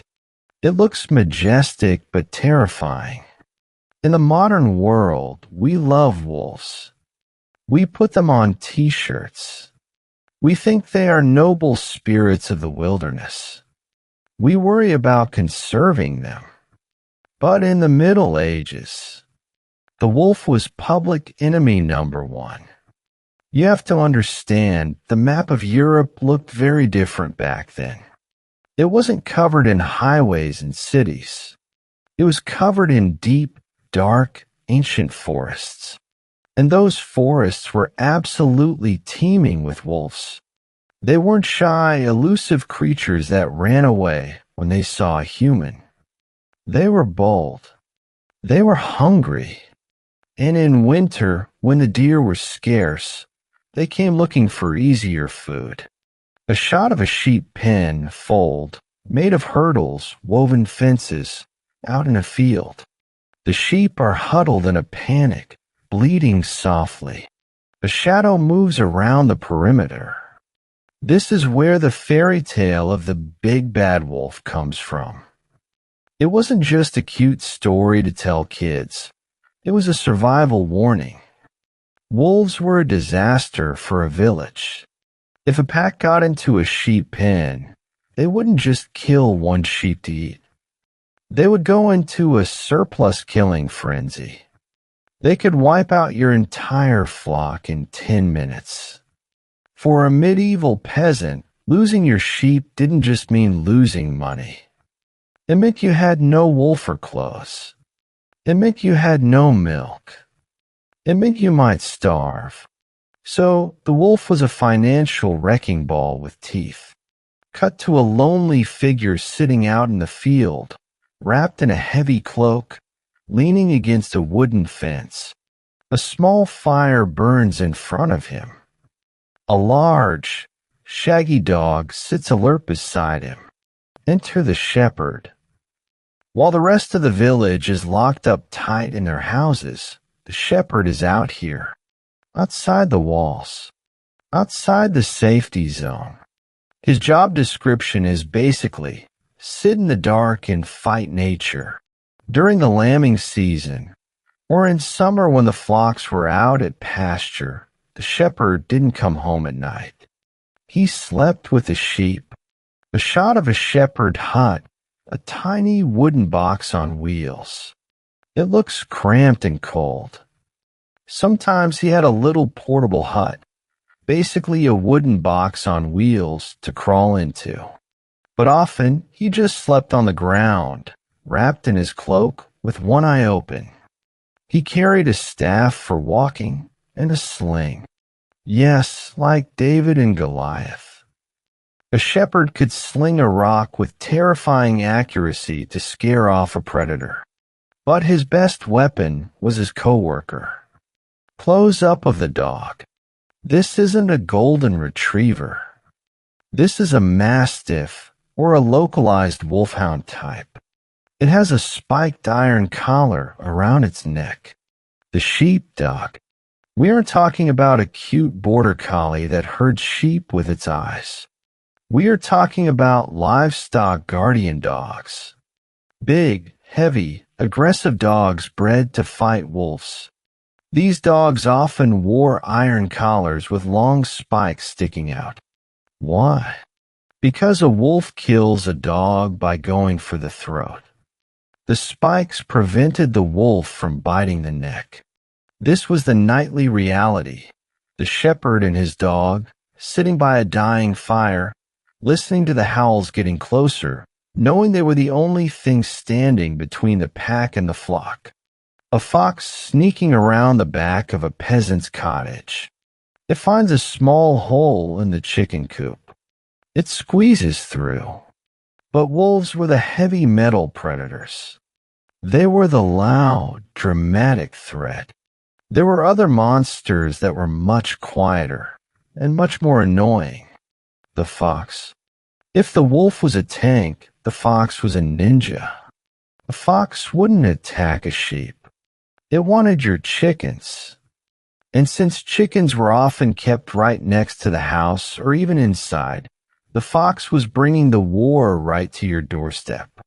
Losing a chicken was a big deal. That's your egg supply. That's your breakfast. If a fox killed your best laying hen, that was a genuine tragedy. Interior of the barn or the grain storage area. It's dark. We see hundreds of tiny red eyes reflecting the moonlight. The sound of scratching and scurrying. And then there were the smallest monsters. The ones you couldn't fight with a spear. Rats and mice. These guys were the silent killers. A wolf might kill a sheep, but a swarm of rats could eat your entire winter grain supply. You've spent all summer harvesting wheat. You've threshed it. You've stored it in sacks or bins. You were counting on that wheat to keep your kids alive until next harvest. But every night the rats are eating it. They are pooping in it. They are destroying it. A peasant opening a grain sack and finding it half empty and full of rat droppings. He looks devastated. This was a constant war of attrition. Villagers used cats, of course. Although during the witch crazes, owning a cat could get you in trouble, which ironically made the rat population explode. They used traps. They used terriers. But the rodents were relentless. In the quiet of the night, if you listened closely, you could hear the sound of thousands of tiny teeth grinding away your future survival. Cut back to the village street. A dog starts barking. A low guttural bark.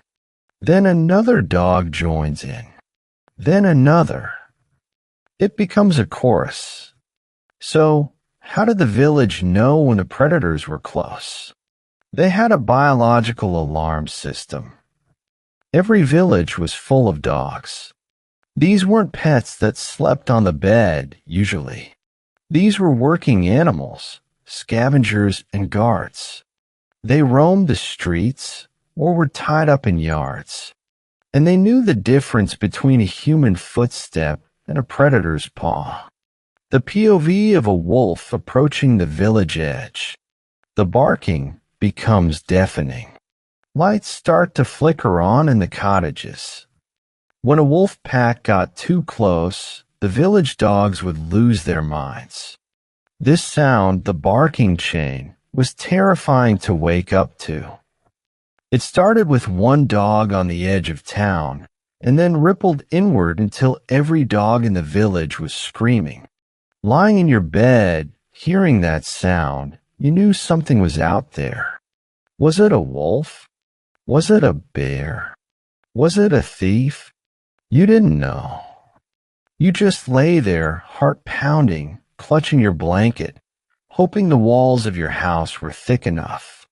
A shot of the shepherd again. He stands up, shouting, swinging his sling. The dog charges into the darkness, barking ferociously. The yellow eyes in the forest blink and vanish. Most of the time, the noise was enough. The predators would turn back, deciding that the meal wasn't worth the fight. They would fade back into the deep woods, waiting for a quieter night or slower sheep. The shepherd would sit back down. The dogs would settle, usually with a few final grumpy growls. The moon is high in the sky now. The village is quiet again. But the tension is still there. But the threat never really went away. The medieval night was a biological battlefield. Humans were trying to protect their calories, their sheep, their chickens, their grain, and the rest of the animal kingdom was trying to steal them. It was a zero-sum game. If the wolf ate, you starved. If the rat ate, you starved. So while you slept, the war for resources went on. But not everyone was fighting, and not everyone was sleeping. In the midst of all this chaos, the ghosts, the thieves, the wolves, There was one terrifying moment that could happen in any house on any night. A moment where the darkness became the backdrop for the most dangerous event in a medieval person's life. Let's go back inside. Someone is in pain, and the midwife has just been called. Fade in. The village is still. The barking dogs have settled down. The wind has died down. It is the deepest, quietest part of the night, perhaps 3 a.m. A single door opens. A figure steps out, wrapped in a heavy cloak, holding a lantern high. She moves with purpose. The village is asleep. The thieves are hiding. The wolves are back in the forest. But in one house, the lights are blazing. In the Middle Ages, the night wasn't just for sleeping or hiding. It was also the stage for the two most important moments in a human life, the beginning and the end. Meet the midwife. She is walking down the street alone. And you'll notice something interesting. The night watchman sees her nod and lets her pass. He doesn't ask for a bribe. He doesn't arrest her for being a night walker. Close up of the midwife's face. She looks determined. She is carrying a leather bag. Her lantern swings, casting long shadows on the mud. The midwife was the VIP of the medieval night. She had a get-out-of-jail-free card. While everyone else was locked inside under strict curfew, the midwife and the priest had a divine license to roam. If a baby is coming, the law steps aside. She is hurrying, because in a world without hospitals, without ambulances, and without epidurals, time is everything. She is heading toward a cottage where things are getting intense. The interior of a cottage. It is completely transformed. The men are gone. The room is filled with women. The fire is built up high. Candles are everywhere. Let's step inside the birthing room. This is a strictly female zone. The husband, he's been kicked out. He's probably sitting in the barn with a cow, or pacing around in the yard, worrying. Inside, the atmosphere is heavy. It's hot, really hot. They believe that heat was good for labor, so the fire is roaring even if it's summer. The air smells of herbs, mugwort, peppermint, maybe some vinegar. It is a sensory overload compared to the quiet outside. A wooden chair with a horseshoe-shaped seat. The midwife is setting it up. Women are boiling water. The midwife takes charge. She is the captain of this ship. She might bring a birthing stool, a special chair with a hole in the seat. But the lighting, that's the tricky part. Imagine trying to deliver a baby by the light of a flickering tallow candle. You can't see much. The shadows are dancing on the walls. It makes everything feel incredibly dramatic and spiritual. And we have to be real here. The stakes are terrifyingly high. A woman in labor, gripping a rope hanging from the ceiling or holding on to her friends. Her face is sweaty and fearful. In the Middle Ages, childbirth was the most dangerous thing a woman would ever do. Death in childbirth was common. Infant mortality was high.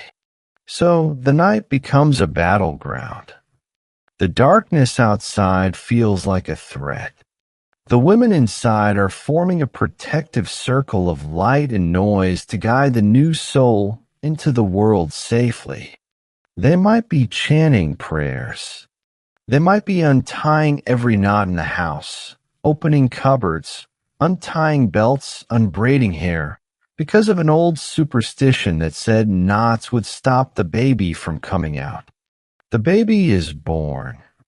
The midwife holds it up. It cries. A collective sigh of relief from the women. The baby is wrapped in swaddling bands, strips of cloth, and then hopefully you hear it, the cry. That sound cuts through the silence of the night like a knife. The husband outside hears it and breathes again. The neighbors in the next house might wake up, hear the cry, cross themselves, and go back to sleep. A new villager has arrived. The population has gone up by one. But across the street, the population is about to go down. The camera moves out of the birthing cottage, across the dark street, to another house. This one is also lit by candles, but the mood is completely different. It is silent. If the night is for birth, it is also for death. There is a belief as old as humanity that people tend to slip away in the small hours, that time between 3 a.m. and dawn. The body's energy is at its lowest. The world is coldest. In this cottage, a family is gathered around a bed. Someone is dying. A priest entering the house. He is wearing his vestments. He carries a small kit with holy oil. He looks solemn. Just like the midwife, the priest is out and about. He is performing the last rites, extreme unction. He dabs holy oil on the dying person's forehead. He recites Latin prayers. In nomine Patris. The sound of the Latin mumbling mixes with the sound of weeping. In the flickering candlelight, the shadows on the dying person's face make them look like they are already half gone. The person takes their last breath. The family waits.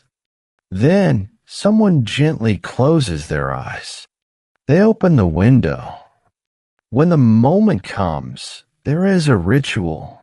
Someone goes to the window or the door and throws it open. Why? To let the soul fly out. They don't want the spirit getting trapped in the rafters like a bird. And then the wake begins. The body is washed and laid out on the table or the bed. Candles are placed around it. The family sits on stools, just watching. This is one of the most intense parts of medieval life, the death watch. You do not leave the dead alone. Not for a second. Partly this is out of respect, but partly it's out of fear. There were old superstitions that demons were waiting to snatch the soul before it got to purgatory. By sitting with the body, praying and keeping watch, you were guarding your loved one from the spiritual predators we talked about earlier. A wider shot of the room. A plate of bread and a jug of ale are placed near the body. The mood shifts slightly. People are talking quietly, maybe even telling stories. But there is also a practical reason for the wake. They wanted to make sure he was actually dead. Medical science wasn't great. Comas happened. Shallow breathing happened. The last thing anyone wanted was to bury Uncle John and then realize 3 days later that he was just taking a really deep nap. So they watched. They waited. They drank ale. A close-up of a candle burning down. The wax drips. The flame flickers in the draft from the open window. It's a strange, intimate party. You are sitting in the dark with a corpse. You are eating cheese. You are reminiscing. Remember the time he fell in the creek? Remember when he built that shed? The night strips away all the distractions. There is no field work to do. There is no market to go to. There is just you, the silence, and the reality of mortality. Split screen. On the left, the midwife swaddling the newborn. On the right, the family shrouding the dead. The actions look almost identical, wrapping a body in white cloth. It's poetic, really. In one house, a body is being wrapped in white linen swaddling bands to start life. In the other house, a body is being wrapped in a white linen shroud to end it. The actions are the same. The cloth is the same. The darkness is the same. The medieval night was the container for these huge transitions. It was the time when the veil was thinnest. It was the time when people entered the village, and the time when they left it. The priest leaving the house of the dead. He walks past the midwife leaving the house of the newborn. They nod at each other in the street. The midwife and the priest pass each other in the muddy lane. A nod of recognition. Shift change. One has ushered a soul in, the other has ushered a soul out. They both walk home, their lanterns bobbing in the dark, leaving the families to their joy and their grief. The sky begins to change color. It is no longer pitch black. It is turning a deep, bruised purple. The stars are fading. And as these dramas settle down, the world continues to turn. The earth is spinning toward the sun. The small hours are ending. The deepest part of the night is over.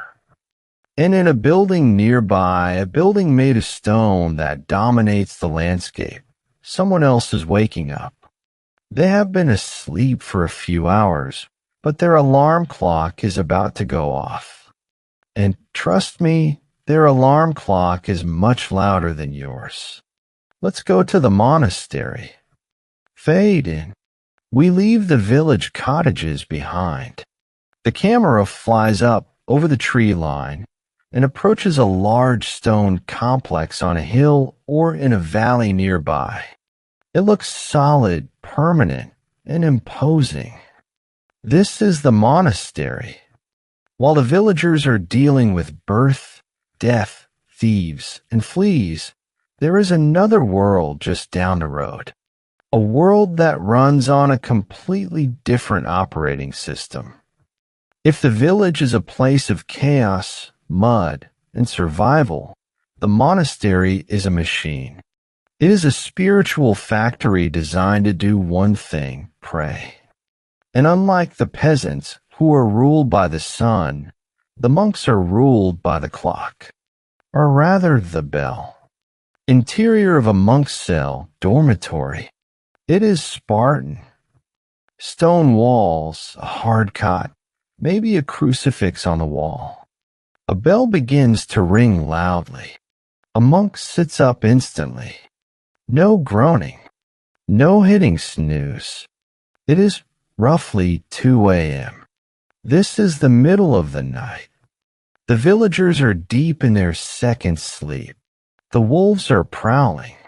But inside these stone walls, the day is just beginning.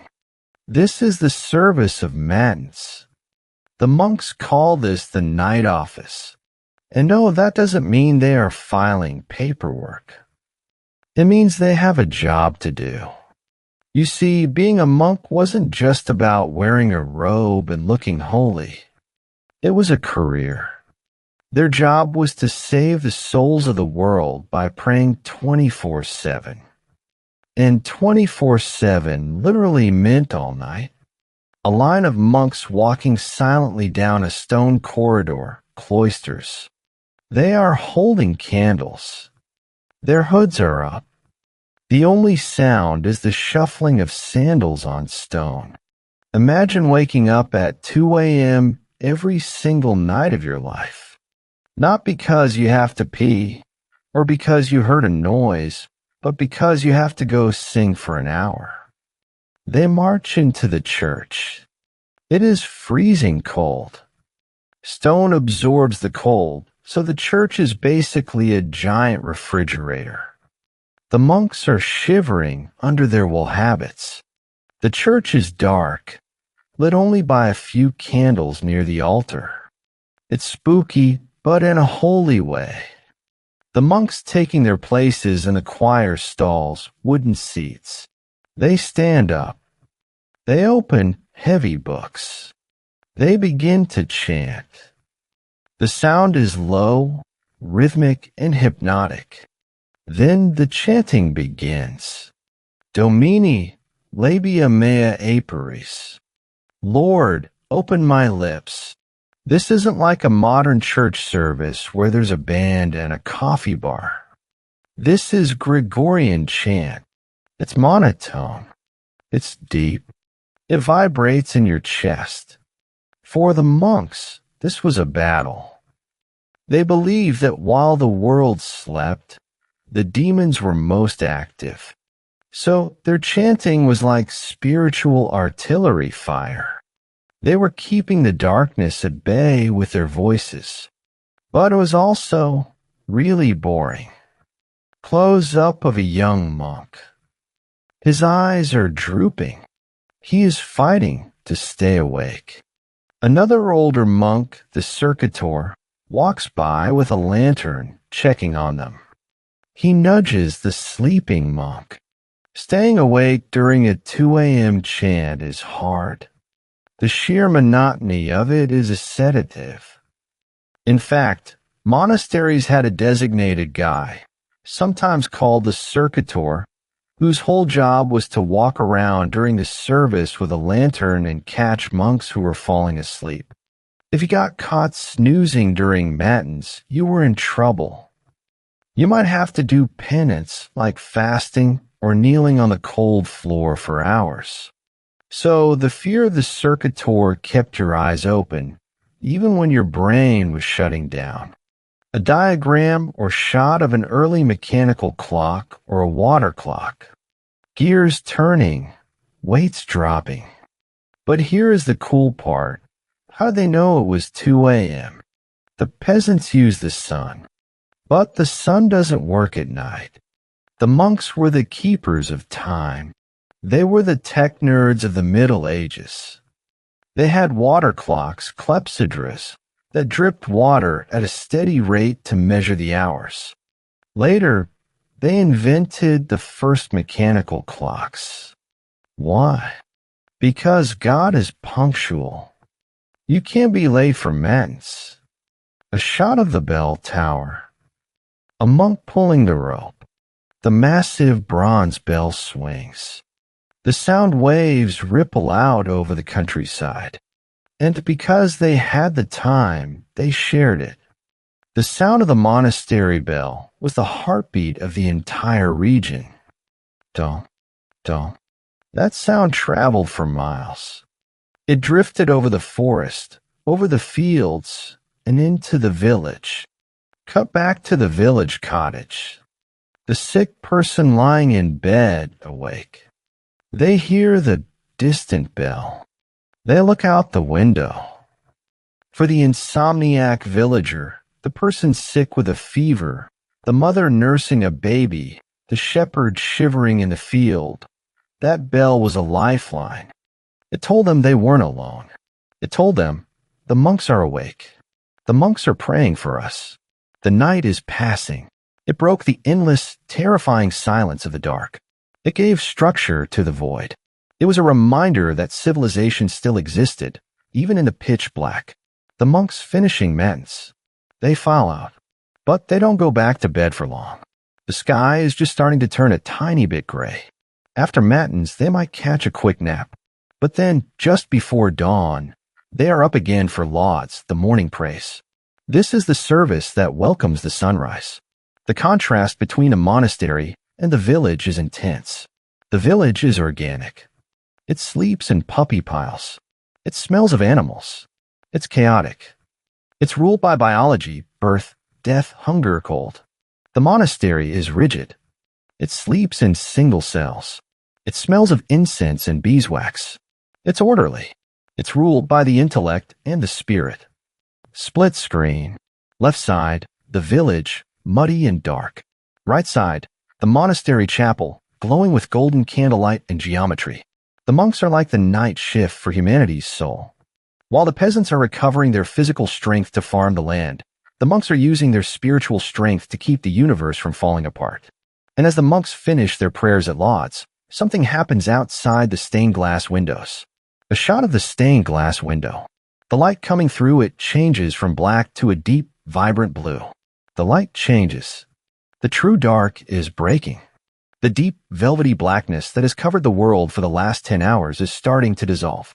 The bell rings again, but this time it sounds different. It doesn't sound like a warning or a lonely echo. It sounds like an alarm clock. The village rooster. He is perched on a fence. He puffs out his chest. He screams. Narratorville, and then nature's alarm clock joins in. The rooster crows. And let me tell you, if you have never lived next to a rooster, you don't know pain. They don't just crow once. They crow constantly. It is a piercing, aggressive scream that says, "Wake up or I will keep screaming." Smoke starting to rise from the chimneys of the village again. A door unbarring. The monastic night is over. The village night is over. The demons are retreating back into the shadows. The ghosts are fading. The wolves are going back to their dens. The long, dangerous wait is finished. A monk blowing out a candle. A wisp of smoke curls up. The candle is blown out. The sun is taking over. It is time for the final chapter of our story. The transition from the world of dreams and fears back to the world of mud and sweat. The gray dawn is here. Fade in. The screen is filled with a color that isn't quite black, but definitely isn't blue yet. It's a deep, grainy charcoal. We are looking out over the village rooftops. A very faint mist is clinging to the thatch, making the whole world look soft and blurred. And so we have made it. We survived the sunset. We survived the pitch-black walk home. We survived the fleas, the bedbugs, the snoring, and the night walkers. We dodged the wolves, ignored the ghosts, and slept through the watch. Now the world is holding its breath. This is the gray hour. It's that weird liminal space between night and day where everything looks like a black and white photograph. The color hasn't come back into the world yet. The trees are just gray shapes. The grass is gray. Even your own hands look gray. It is the coldest part of the night. The earth has been radiating heat into space for 10 hours, and the chill has settled deep into the stones and the timber. Close-up of a rooster. It looks slightly ruffled and annoyed. It stretches its neck. We see the feathers vibrate on its throat before we hear the sound. And then the signal comes. Cock-a-doodle-doo. Okay, that's the cartoon version. In reality, a rooster crowing at 4:30 a.m. sounds more like a dinosaur screaming at you. It is loud. It is jarring. And it is the most effective alarm clock ever invented because there is no snooze button. You can't throw a pillow at a rooster. He'll just peck you. This sound triggers the end of the second sleep. It ripples through the village. One rooster starts, and then his rival down the street has to answer, and soon the whole valley is echoing with a call. Inside the cottage, the puppy pile begins to disintegrate. Limbs are untangled. People sit up, rubbing their eyes. It's a slow, groggy process. A child yawns, showing missing teeth. Inside the cottage, the human knot begins to untie itself. The father rolls out of the bed or the straw pile. The mother stretches, her joints popping in the cold air. The kids whine because, let's be honest, kids in 1350 hated waking up early just as much as kids in 2024 do. The first sensation you feel is the cold. The fire has likely died down to white ash during the second sleep. The house has lost all its heat. You can see your breath in the air inside your own bedroom.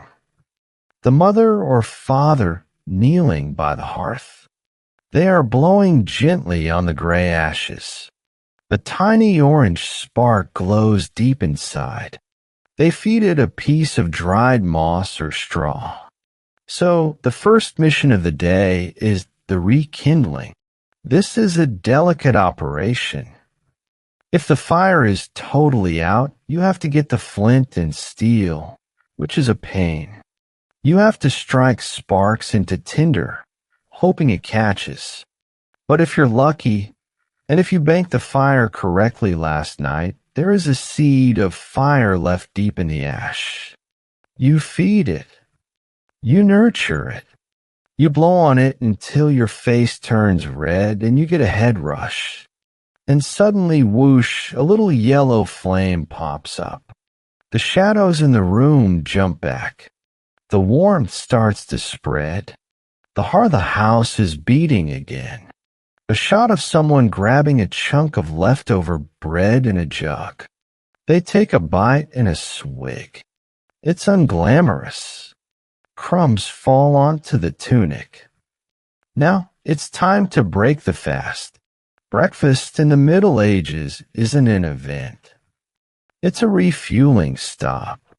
There are no pancakes. There is no orange juice. There is definitely no avocado toast.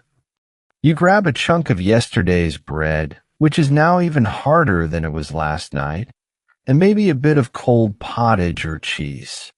You wash it down with a swig of ale. It's purely functional. You are putting coal in the engine because you have a long day of plowing ahead of you. You eat standing up or sitting on a stool while pulling on your boots. The father walking to the door. He puts his hand on the heavy wooden bar that has been locked all night. He pauses for a second, listening. And then comes the most symbolic moment of the morning. Unbarring the door. Remember last night, locking this door was a ritual. It was sealing the airlock. It was shutting out the demons, the thieves, and the bad air. Opening it is the reverse ritual. It is an act of faith. You are declaring that the danger has passed. You are rejoining the world. The door swings open. Bright, pale morning light floods into the smoky room. Dust motes dance in the beam. The view outside is misty and cool. Creak. The door opens. The fresh air rushes in, smelling of dew, wet earth, and wood smoke. It flushes out the stale, smoky, animal-smelling air of the night. The father steps out.